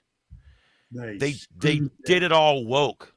What they did was they put down it. We've got big oversized walking paths down both sides, which we always called bike paths, but now we have bike lanes and bike paths. And instead of putting a turn lane down the middle of this road, they put bike paths on both sides. So now we have oversized, double-sized sidewalks down both sides, and we've got 4.5-foot wide bike paths down both sides, and no turn lane. So we sit there all day while people sit there with their left blinker on, and we sit and we wait. And they can't go because the people are backed up from the traffic light, which is the other problem. The traffic lights are all screwed up. The traffic backs up for 2 freaking miles. Okay, all they got to do is retime that light a little bit. The problem right now is I've reached the conclusion that traffic engineers are really brain dead. I don't think, I used to think they put a lot of science in the programming these lights, and now I think they just spin the dials and turn it on and walk away. It's a game of Russian roulette, except they're using our time with it. Like this damn light over here at San Marcos. They finally got the thing turned around so we could see the light after the hurricane, but the brain dead thing still does what it did before. Yeah. In order to get its attention, I've got to run over the damn sensor several times with my car to get the thing to switch. Otherwise, I have to just run the thing at the appropriate time, which isn't very good, but that's what it amounts to. It's brain dead. And the other thing the city did in their infinite wisdom, I'll give you the quote out of the paper that I read. Here's the quote. The city lowered the speed limit in order to facilitate traffic getting through. Who writes this shit? All right? That you don't slow the speed limit to facilitate traffic getting through. You slow the speed limit to do what you always do and obstruct and gum up the works. Yeah. Well, that reminds me of, we like community banks because community banks are in the community. Oh yeah, that was a good one. That was a good one. Oh well. I remember that one. Hey, before my blood pressure goes up anymore, let's terminate. Until next Friday, boys. All right. Wait, man. before I'm sorry about my comments raising your blood pressure. That's all right. Yeah. All right. Let's before y'all go. During this last few minutes, and I know the people are probably listening, but I'm going to say it anyway for your guys' sake. I received an audio file from an anonymous person with about 15 minutes of audio from another repeater in town of people discussing the 180 shenanigans. And I've been called brain dead. I've been called retarded. I've been called, well, I didn't hear anybody say retarded, but I was called brain dead. They've also called me unhinged and off as rock. It was just, they said a whole bunch of stuff like I was insane. And then they also talked about all the fines I'm going to get and all the interference that I'm causing. And and all the different things that are going to happen to me. And it was just really entertaining. Oh yeah, the best part though was when they are saying, yeah, it's call sign, and then they're like, yeah, he has a QRZ page, go check that out for a laugh. And then they come to my ridiculous QRZ page, and then they start talking about the tech team website, which has similar stuff on it. And the main page is the our philosophy page, which is a great landing page for these people, because they were talking about that. They say I want to bring CB back to ham radio. It was just hilarious. It was one of the funniest things I've heard in a while. So you should put a big old logo that. right on the front of that. I am pro CB. I am pro CB and not Breaker 19, bitch. Breaker. Well, I do have a line in here that says, want to use CB lingo on ham bands. Or I said, I have a line in here that says, want to use CB lingo on ham bands? We do too. Just stuff like that. So that was really awesome. Whoever that is, if you're listening, thank you so much. That was really entertaining and really awesome. So Some people just need to go get a life. Just grow up and enjoy it. It's a big boy sport. Yeah. And they're like, oh, because I've mentioned before that I'm going to run a 600 watt repeater to some people. And so they're like, yeah, he's running 600 watts. He's got a really bad setup. They don't know that it's not running 600 watts yet. This is only 1% of my power. Right. And it's not on the final tower yet either. So it's like, no, exactly. It's like, okay, yeah, we're just like testing stuff right now. Yeah. This is just to keep it on the air so we can save our spot in line. They said the Miami hams, they said it was a CB frequency, and then later they figured out finally that it was a Zello link. And I'm gonna have to send this to you, Ian. This was really entertaining to listen to. And oh yeah, I'd love to hear that. It's just great. I don't know why it's so funny to hear people talking about this like it's some. I felt famous there for a minute. I was like, man, everybody's talking about me. Like, what have you done? You're already famous because of the after party. Really? That got attention? A couple of my girls looked at that video. They want you. I got 30-year-old girlfriends around who think you are the badass MF of the South, and they'd like to meet you. I'm serious. I'm not lying. You're gonna get a 30-year-old girlfriend soon from up here. Everybody wants a little piece of Mr. Statewide. Oh my gosh. All right, we'll be seeing you, Mr. 2112, right there. Right. Oh, why can't people just have That's what fun? happens when people take shit a little bit too seriously. Yeah. What gets me is they got 15 repeaters that no one talks on, right? Yeah. But they need that 16th pair needs to be available just in case somebody accidentally puts another repeater on the air. And they've put it in the same, according to multiple sources, the new system is in the same location on the same mountain as at least 3 other repeaters, and one of them serves the same exact purpose as what Nara stated the new one serves. It's a totally obvious scramble to get something on the air and claim superiority. Well, we have to keep all these channels available for priority or emergency traffic. Mm-hmm. Any emergency traffic, please come now. And then wait for crickets every single I time. always want to do that on a traffic net someday. Is there any priority or emergency traffic? I'm going to go, ah, ah, ah, and just do that for like 5, and then go, never mind, KO4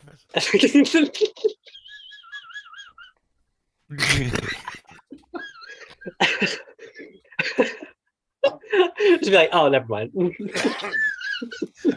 Sorry, wrong mic. God. Thought I had the CB mic. Sorry. Oh my goodness. Oh man. Well, it's been a pleasure simulcasting this TechNet tonight. Yeah. I had a good time. KM4 OVZ for station ID. All right, guys. Well, I guess we're going to end it. I will. Anything else last minute? Until next week. Until next week. Radio Karens out there. Calm down. Check your blood pressure. All right. My God. You need to calm down a little bit and quit wielding all that amazing not power. All right. All right. All right. So I'll see you guys later. Everybody have a great one out there, a great weekend, and we'll see you next week. All right, have fun. All right.